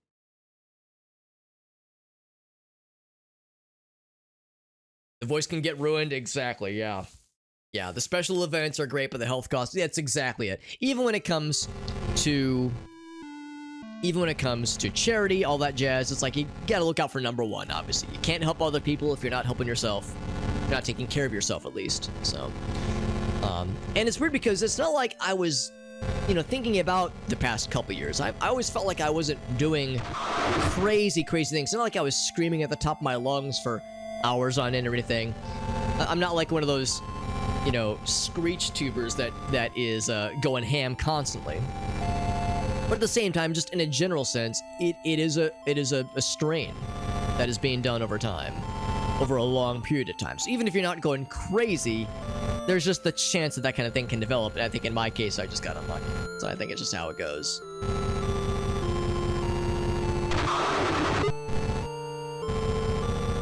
"24 hours there." Yeah, 24 hours does a lot to it, man. Yeah, sitting down for a long time. Yeah, that's why you want to get up and take breaks on a fairly regular basis, of course. Make sure you're eating snacks. Make sure you're eating on a regular basis. Of course, drink lots of water. You can do everything right. You can do everything right and still have something like that go down. So yeah, it was definitely a time. But like I said, it's a lot better now. The nice thing too about having a distributed kind of 24 hours over the course of like a few weeks strat that we're doing now, like this kind of several smaller mini marathons approach.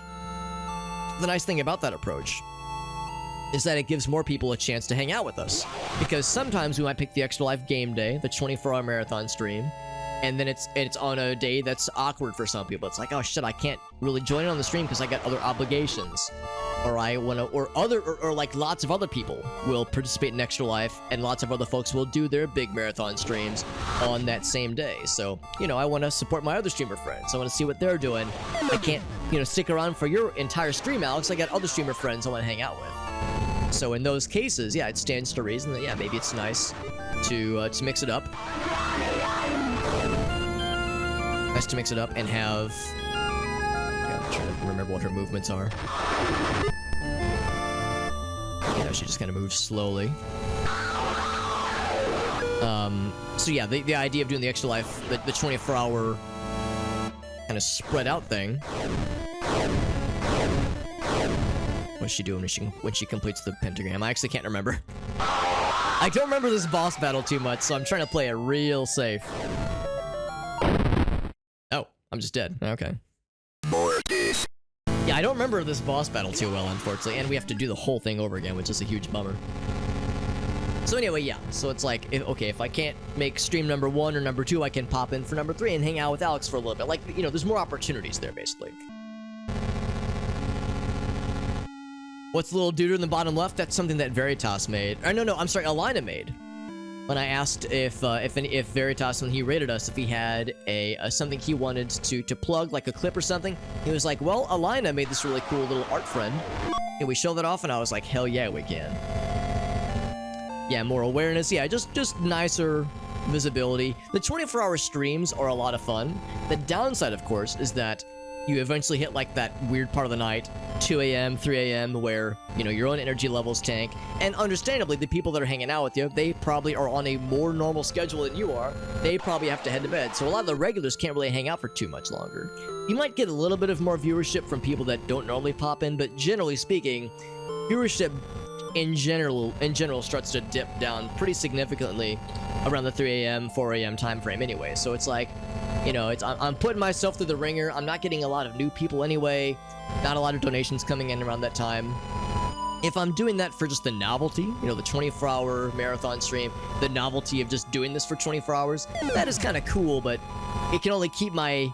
It's hard to keep the enthusiasm levels going for that long when it's, you know, such a physical strain.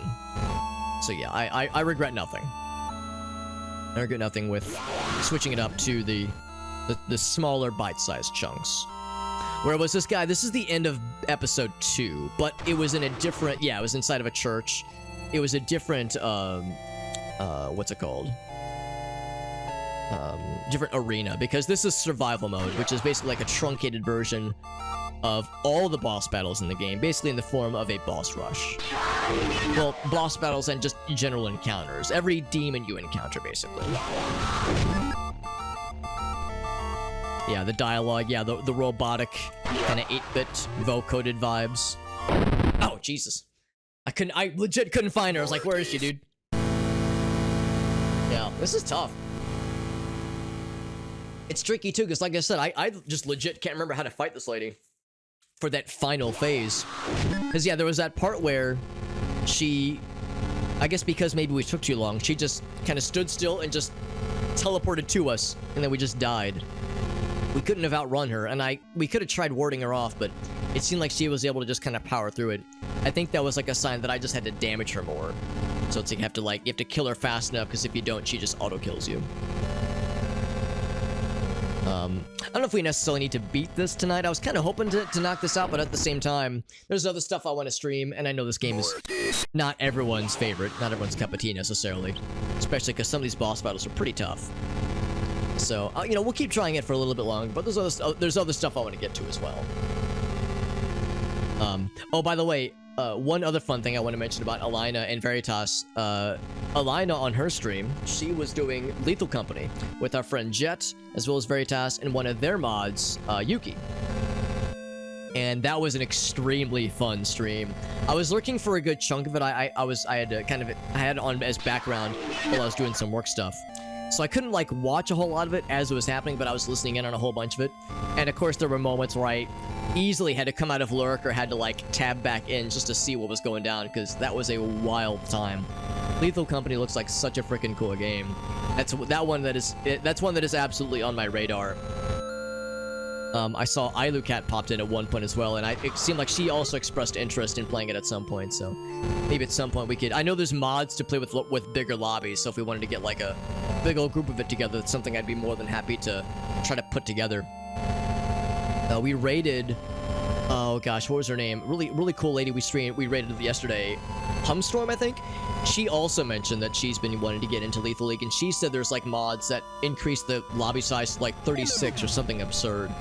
And she seemed like she was really down to play that as well, so we got some folks that we could potentially pick up for like getting a full-ass lobby of that game.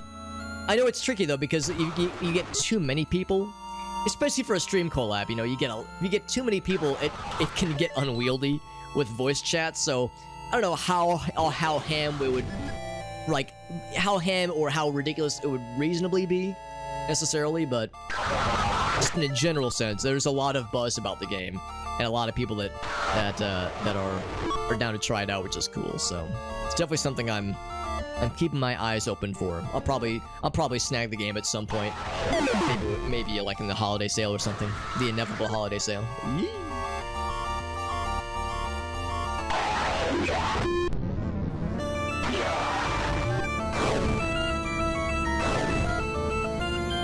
I think I was just unlucky then. It seems like she was maybe following a pattern, like a predestined path, and I just happened to be standing in the wrong place at the wrong time. Oh, she's doing that one? Alright. She chills there. Is that enough? Okay, there it is. Yeah, you just have to ward her off. Alright. That answers that question. I was like, how do you stop that attack pattern if she just kind of zeroes in on your location?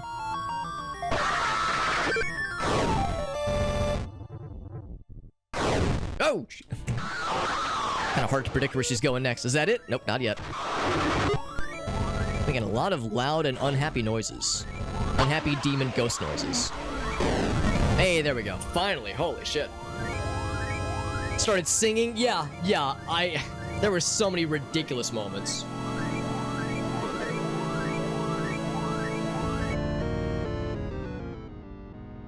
Jet's an adorable lad. He really is. He really is. The boss rush mode. Yeah. Honestly, Elgaso, I wouldn't disagree. With one bullet. Who do we choose, by the way? I wouldn't disagree. It is definitely not the same vibe.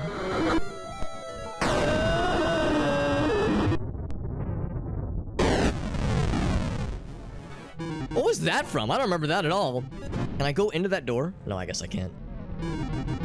You definitely miss out on a lot of vibes of the game by doing the boss rush mode instead of playing through the game normally. This is the kind of thing where I think for me personally, this is the kind of thing I'll do once and then I'm set. Then I'm good after playing through this once.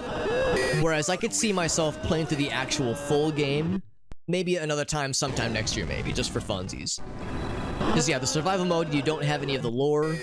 With one bullet. You don't have any of the kind of the gradual uptick of encounters and the pacing and the storytelling. Not even like literal storytelling, but the environments. Oh right, the babies. Who could forget the babies? I guess I just kind of position myself here and try to get everybody. Yes, who could forget the babies? This is the beginning of chapter 3 then.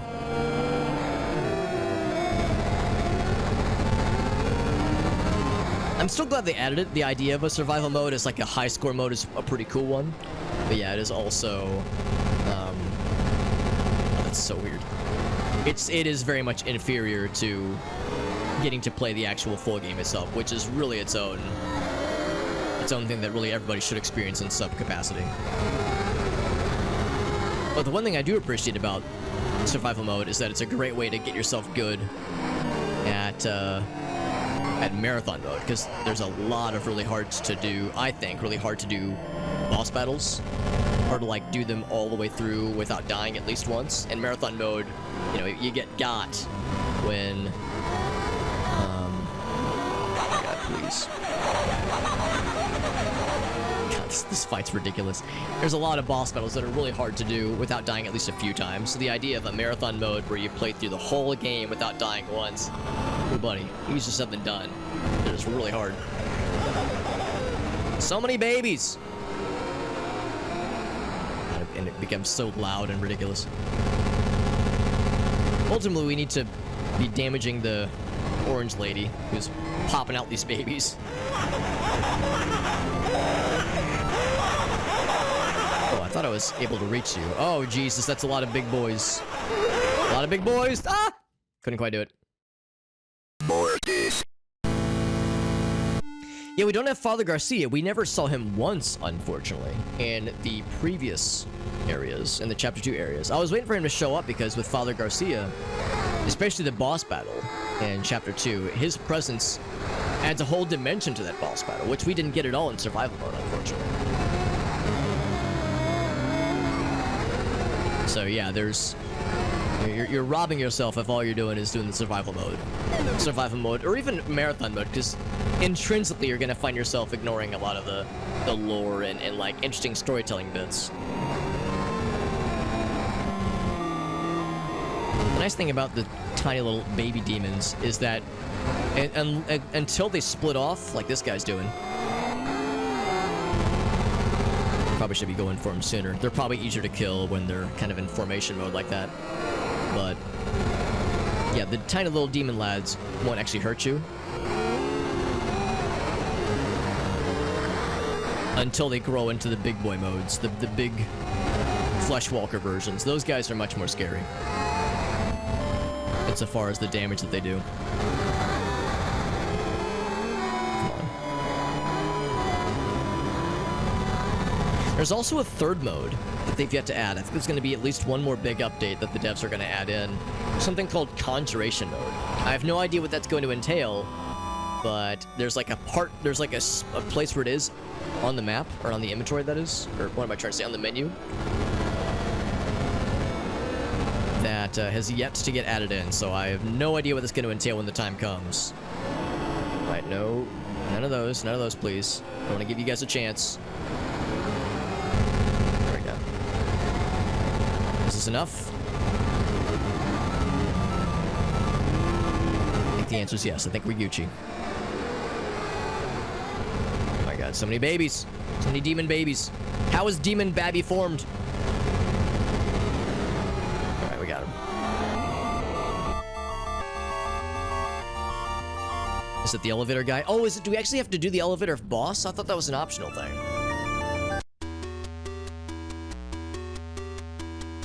I'm sure I remember this cutscene, actually. Oh, yep. It's the elevator game. Yep, I remember this guy. What's his name? Tim or something?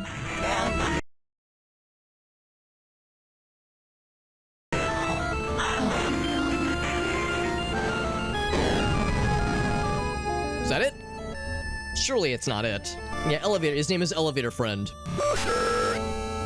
I think we actually have to fight this guy this time. I know your secret. I know your secret. Yeah, last time we saw this guy, we just had to stay perfectly still, and he would ignore us. This time we actually have to fight him, like, properly. Yeah, you remember Elevator Friend. You can find him anymore. I don't know if you actually got to encounter him. There's a very elaborate way you actually find the Elevator Friend and defeat him in the events of Chapter 3. I remember Lisa, of course.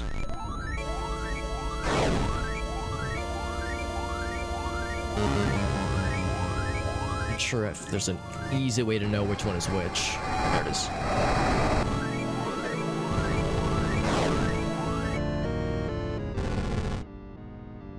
I'll go ahead and purge the demon from her.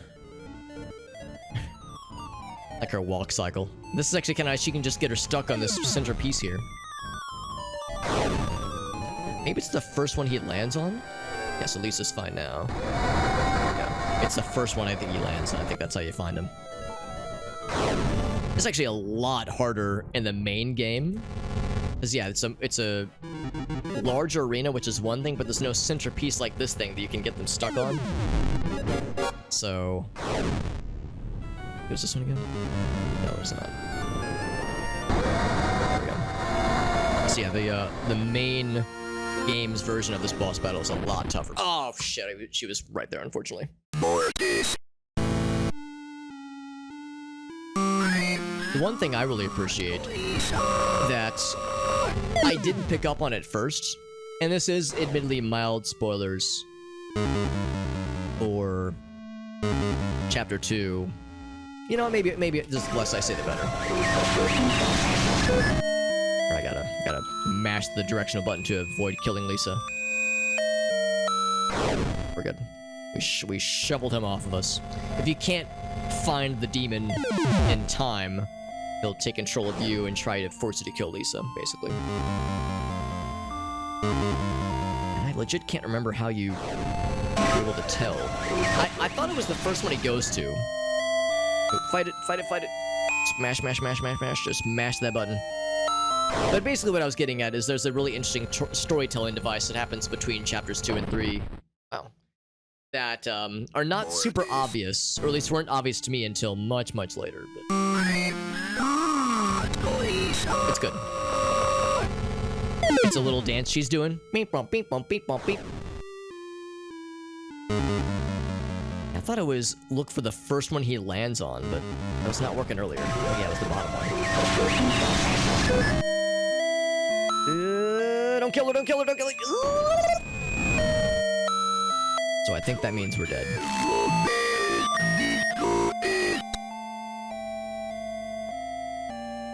Or that means we're getting the bad ending, I guess. Because that's a great way to get the bad ending in the main story. Yeah, so we're getting the bad ending then. I mean, I guess we could... Well, there is no restart option. We have to restart the whole dang thing, unfortunately. It works that's right, it works, yeah. Yeah, the possession boss. There's a surefire way to know which the statues it is, and I thought I had it figured out. I thought it was just find the first one he reaches, but that was not it. It just happened to work the first 2 or 3 times, but then it never worked after that. So there's something else that identifies which one he's going to next. And this is Brittany, I think, if I remember the other NPCs. So yeah, so now we're locked into is whatever the bad ending is for chapter 3. If you can successfully save Lisa and do a few other things, and also not do a few things in chapter 3 without spoiling too much, there's a good ending. And getting the good ending, like the proper full ending, means you also have to do a final boss, and that last boss is a butt stabber. It's a real ball twister. Very, very difficult. I think I actually heard that they added some features into the game after the fact to make that boss battle a little bit less difficult, as it's real awful. Is it the singer? I don't think it is. I don't think the singer Brittany, the pop singer, has a giant spider demon growing out of her face. At least I sure as hell hope so. Hope not, rather. The simplicity is very well done, yes. I think you're exactly right, Veritas. This game excels very well because of its simplicity. And it's able to do a lot with very little. And it thematically works really well because, again, it kind of leans heavily into the satanic panic themes that a lot of us remember from the 80s, kind of late 70s, early 80s, which, we're being generous if we're saying that was the fidelity of video games at the time. I guess something like this would have been more, I think, late 80s, like Arctic said, like the Apple II maybe.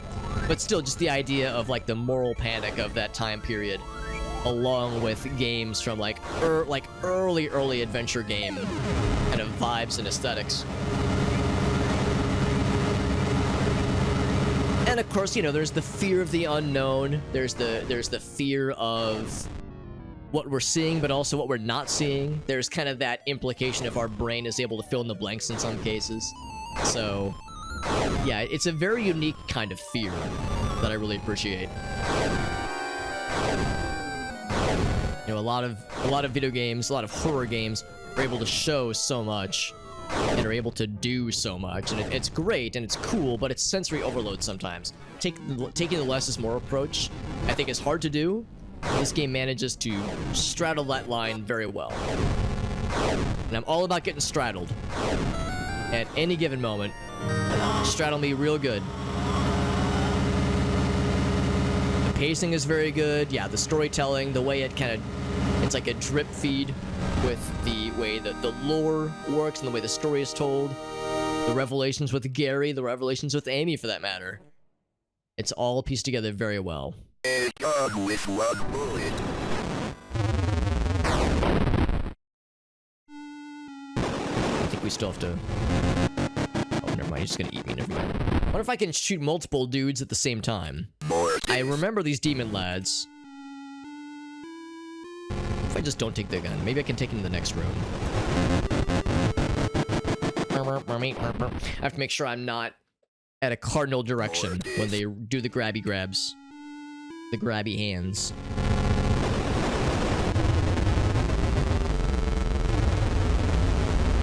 I got the fingies. Mortis.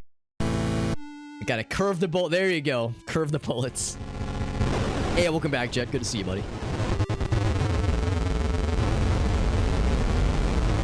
No grabby hands. No, none for me. Look how long them handsies are. God dang. No. I'm trying to get to a safe distance, but there is no such thing as a safe distance with these guys. Oh, hell! He didn't even need the handsies. He just invited me into his mouth. Like it was flattering, but, it was a bit too much. Oh, I know what the issue is. Because they're taller, the hitbox grows. So it's hard to go above them. Let's go below. Start from up here. And lure them upwards. And then immediately get eaten. There you go. Perfect. Well done, Alex. All according to plan. Mortis. Mortis. Alright, I'll bite. Done with one bullet. And I get multiple fellas. Still only just kind of went through one of them, unfortunately. Mortis, more like snore piss. Mortis. It looks like the bullet does keep going. One bullet.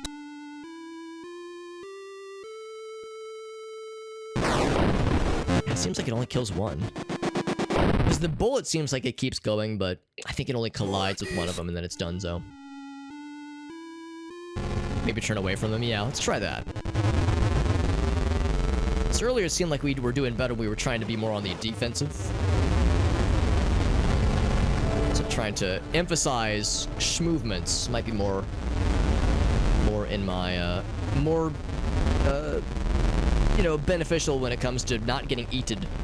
By the way, oh gosh, hold on. I will turn my eyeballs back that direction if it means not getting gobbled up by the fellows with the big fingies. Gucci? All right, we got there. We got there. Astrid, we got Astrid. What's up, buddy? A fellow horror game enthusiast, a fellow Trepang 2 and Fear enthusiast, and also Secret World Legends. I know you probably know Jimmy the Rabbit, and a few of the other Secret World folks. We played through that game a whole bunch in like 2014, 2015, and then played it again on stream a couple years ago, and Jimmy was helping us out. And I still have like a light finger on the pulse of the Secret World Legends community. And of course, again, I love Trepang 2, love Fear, all excellent games.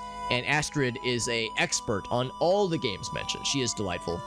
And yeah, wonderful person. Thank you, Astrid, for that raid. I see you're doing some Blood West. I'm so excited for Blood West. That game, it looks very good. I actually have a review key for that game up to stream it sometime next week. Yeah, I'm excited for that. I would love it if you had any clips you wanted to share, by the way. Whenever someone raids, I always like to ask if someone has like a clip they wanted to share or something they want to show off or something they want to plug. I would love it if you had something. No pressure, obviously. Don't want to put you on the spot, but if you have something you want to share, we could all watch it together, and we could, yeah, whether it's a triumph or a tragedy, we'll laugh with you, we'll cry with you, you know, and other emotions will be felt. Every single emotion, that is. But yeah, we're doing a kind of an 8+ hour marathon stream tonight. We're raising money for it's Extra Life. Extra Life is the name of the fundraiser. It's all for Children's Miracle Network hospitals. In my case, I live in St. Louis, so we're raising money for St. Louis Children's Hospital. And yeah, like I said, Astrid is awesome, and we're all big fans. Yeah, she knows Jimmy. There you go. It's because you're great. Well, I'll say this much, Astrid. I'll say this much. It takes one to know one. So if you think I'm cool, it's because you're pretty cool too. Yeah, December 5th. Yeah, that's right. Yeah, you got the review key. There you go. Astrid knows what's up. Is Trepang that good? I loved it. Now, granted, I've not played Baldur's Gate 3 or Alan Wake 2. You know, it's really the only like brand new game kind of that tier that I've played, but I adored that game. I loved it. Part of this that I really love Fear. I played the original Fear and loved the heck out of it. But yeah, I was very, very impressed with Trepang 2. I know they did add a new, not survival mode. Oh god. What do they call it? Some kind of like challenge mode. There's already the combat simulator stuff, but there's some kind of additional challenge mode they added in.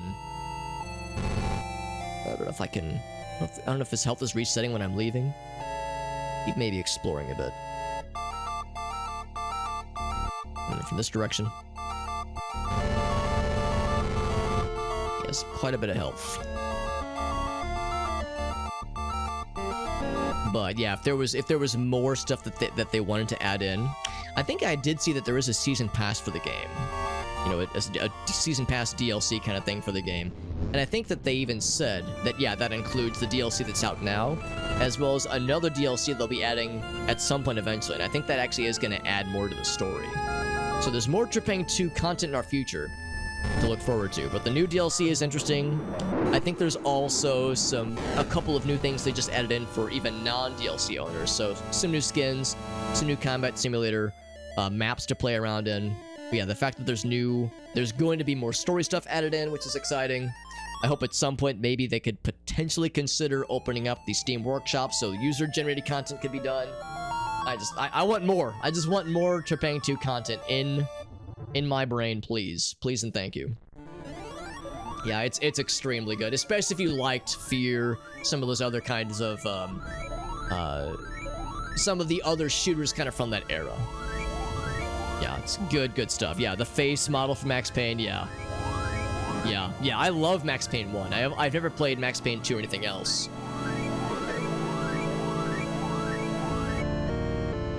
Charlie Brown being terrorized by the Great Pumpkin. It does kind of have some Great Pumpkin vibes, doesn't it?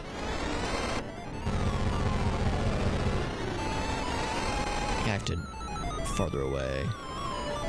Here we go. Yeah, I kind of have to use this to kind of gauge where the guy is.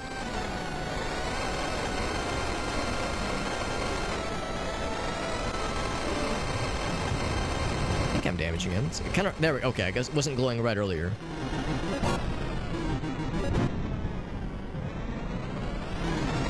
Interesting how, like, maybe he has to, like, be more in view. There we go. The actual damage to be procking. There we go. Oh, Jesus. That was unexpected. Even though I should have known.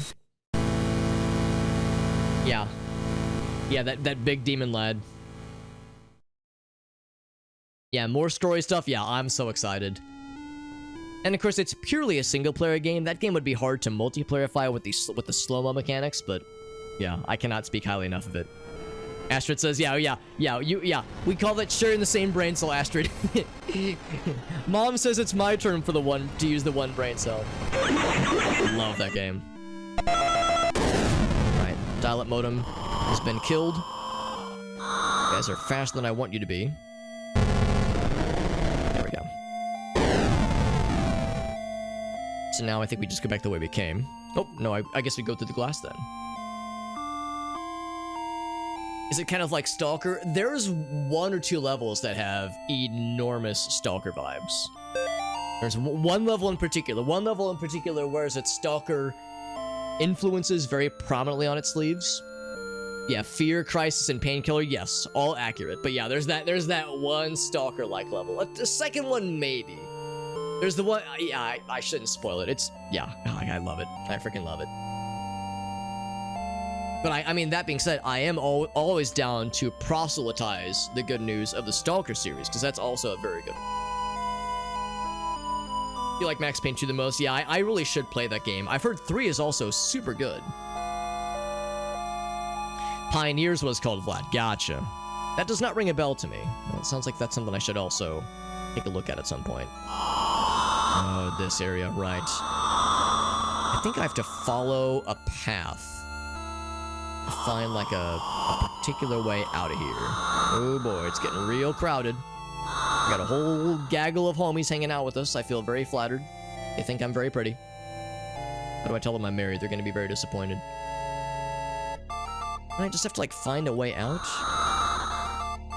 Maybe the way out is to kill. Maybe violence is the way.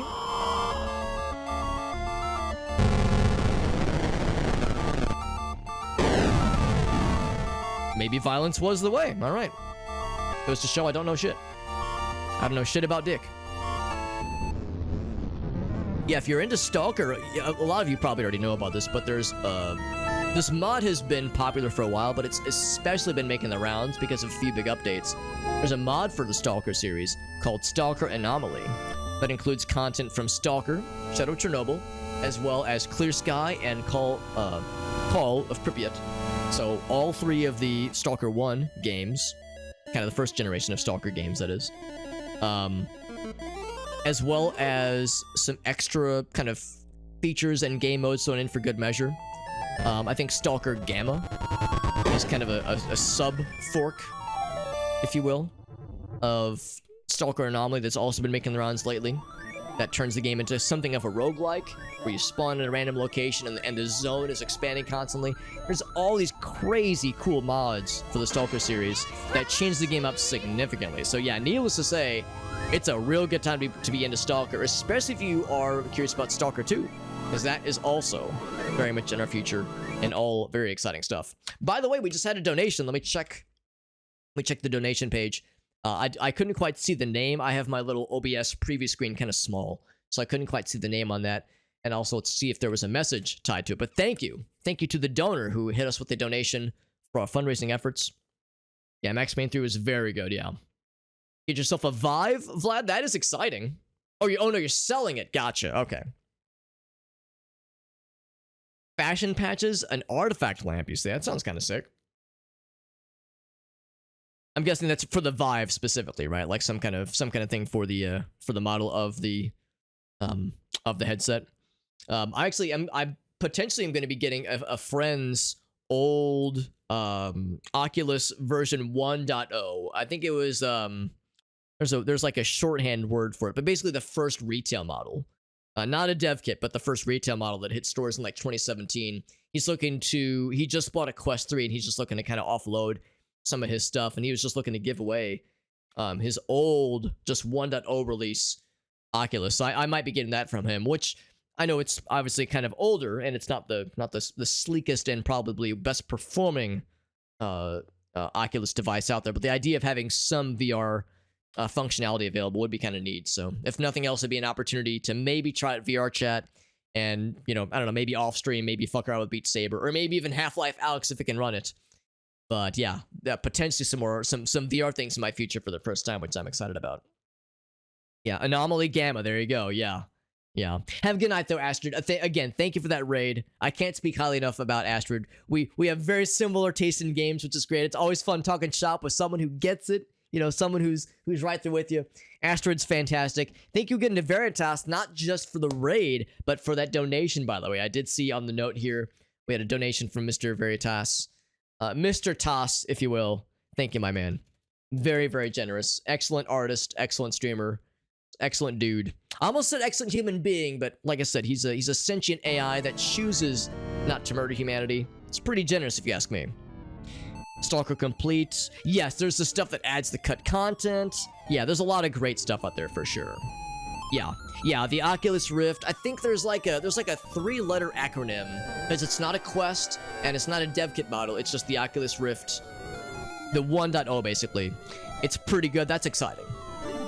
That is exciting because yeah, I wasn't sure it'd be able to run everything. Not sure if it'd be able to play. Oh, all right. Let me grab my crucifix back. Bloop. I'm not sure it'd be able to do Half-Life Alyx because it's not exactly the newest and fanciest of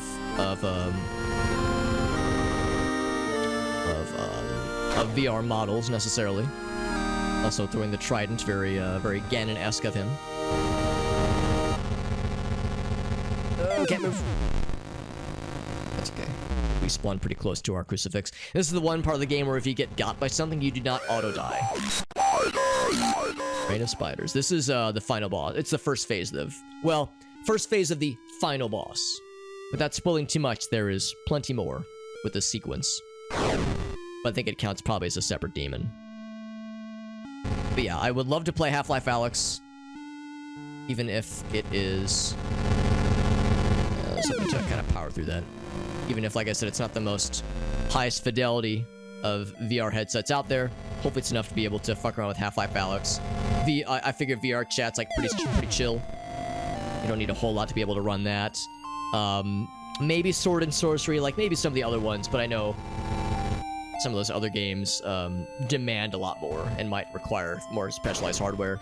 I know the Index is probably the most powerful out there, but it's super expensive. Australia, yeah, that's something they added in as like an Easter egg. There's like a 1 in 8 chance that when he casts Rain of Spiders, it just says Australia in all caps.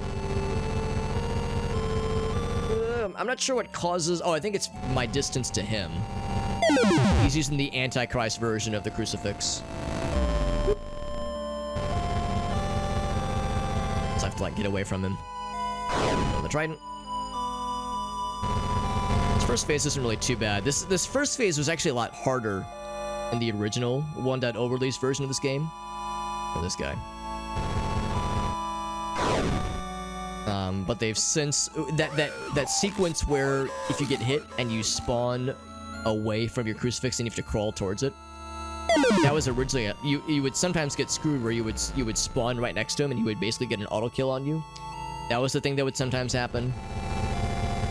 And also there was a little bit more of a delay now, which is nice. So it's more forgiving this time around.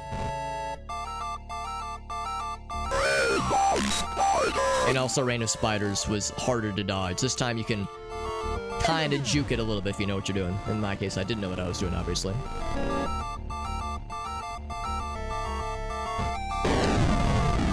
Veritas is such a Chad. Can confirm. Yeah, there it is. Thank you, Arctic. It's the CV1. That's it. Yeah.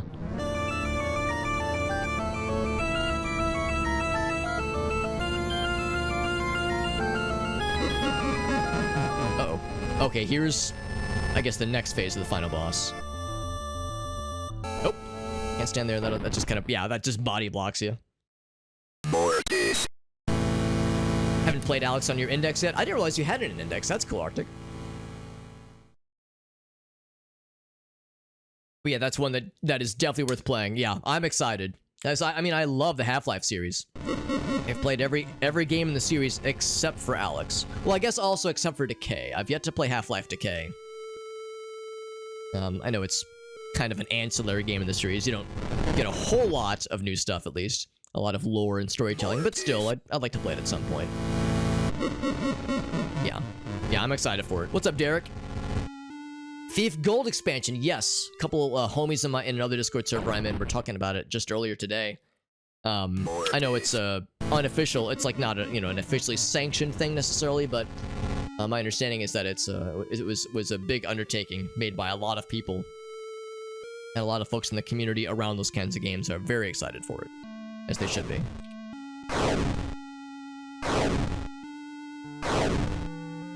Not sure I know, like, what his movement patterns are, necessarily. Veritas says, not wanting to make an awkward moment, but I'm a bit confused. About me saying nice things about you? And saying that you are a sentient AI that chose not to kill humanity? I mean, you know... I don't wanna, you know... overpromise. I don't want to overpromise and say you'll never kill humanity. Sometimes we deserve it, honestly. You know, humanity does some fucked up things sometimes. So if at some point you were like, you know what, enough of this, I wouldn't really hold it against you too much. Yeah, it's good to play on a VR headset. Yeah, the trailer looks really cool. I have not seen the trailer. I've just kind of seen like little blurbs about it. It seems like he's just kind of going back and forth, honestly. Still holds up, but it's been surpassed by others. That's good to know, actually, because that's the thing. There's, of course, the HTC Vive. There's a bunch of Samsung headsets. There's, what else? There's a bunch of other companies that have made their own. I can't pretend to know even some of the big players now, at least. But yeah, for a while, though, I know the Index was considered, like, the best of the best, but it's so expensive. So it's a bit of a commitment, obviously. You have to make sure you're going in on the big stuff if you want to throw down the big dollars for something like that. Yeah, this is a bit of a tough spot here. Yeesh. I think it's still a one-shot kill, so I have to be very careful. I think you just have to kill them both. Just eventually. They'll have their own individual health bars, I think. Just gotta avoid those projectiles and kind of cart this guy around if possible. Boom! Yeah, a little bit close. Danger close. Danger. Just gonna switch to the other side. I'm gonna preemptively schmoove around. Makes me wish I could move a little bit closer or a little bit faster myself. I got his ass down. And I was wrong. I thought they had their own separate health bars. Well, the controls are probably the best. Yeah, for the fingies, the individual fingy controls. That makes perfect sense. Well, the level designers for Dishonored, that's awesome. HTC Vive, yeah. I mean, probably when the Index first dropped, it was the clear winner, even though it was the most expensive. Nowadays, everyone else has buffed themselves up. The Quest 3 also looks pretty sick. Of course, the Facebook/Meta association is unfortunate, but I mean, the idea of it all being self-contained is quite compelling. What's up, Jim? Had a hard time giving it up for the new ones, yeah. Understandable. Maybe get it on sale at some point. The sensors are expensive. Yeah, I think it would, I mean, if I do get this friend's kind of secondhand CV1, I would get it for not very much money, so, you know, I'd be getting it used, of course. So the idea of getting a, you know, just a fairly cheap and relatively easy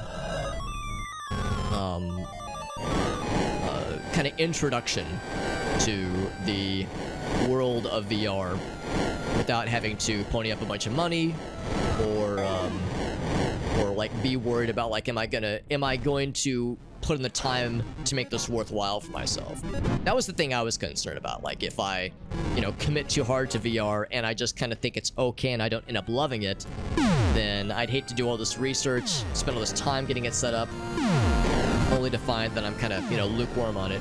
Whereas here, it's very much a low commitment, low risk kind of level of involvement here. Just getting a used VR headset, just seeing how it goes. One of my buddies who, from St. Louis, one of my streamer buddies, he was telling me how when he got a CV1 when it first launched, he pre-ordered it, got it day one, got it set up, and said it was he like played around with it, him and his wife, I guess fiance at the time, played around with it and thought it was super freaking cool. And played a couple of games, just spent a couple hours with it and really enjoyed it. He said it was one of the coolest things he'd ever gotten to experience, like with video games. Like he loved it. And then put it back in its box, put it away, and said, yeah, I'll play with this some other time. This is really cool. And has not touched it since. Not because he doesn't want to do it, or because he doesn't want to play with it, but because it is... you know, there's a spin-up time, right? There's calibration that has to be done. You have to make sure you've got space cleared for it. Sometimes you don't want to, you know, do a highly specialized VR thing. Sometimes you just want to play games with the boys. You know, play multiplayer games with... Ooh! Okay, I took a hit. You know, you just want to like play some multiplayer games with whoever's online, and you want to stick with what you know, right? You want to stick with what's familiar. And whereas VR, it's all new and wild and experimental, and it's great, but it's not what's familiar necessarily. So, you know, and like the reality for a lot of us is we get home from work, we want to unwind, we don't want to necessarily put in a ton of energy into something like that. We just want to plug and play and just get right to it and not mess with, again, calibrating things and remembering where does this plug in. It's been a while since I've set up a VR headset. I have to like, you know, read the instructions again on how exactly it works. So you can very easily see how somebody would kind of end up in that loop. That's unfortunate. So yeah, I'm excited, but I'm also not going to be heartbroken if like by the end of it I'm just like kind of lukewarm on it. I don't know how many hits we get before we die. We got the one hit earlier, or I guess 2 hits. I'm gonna assume it's 3. Probably 3 hits and then we're done, so. Quite a bit of damage to this guy, though. It's only our first try. This is not the final boss battle, but it is pretty... Actually, is it? Maybe it is. And it's a pretty spicy one. Ah, damn it. Sometimes it's a little bit hard to see where our hitbox is.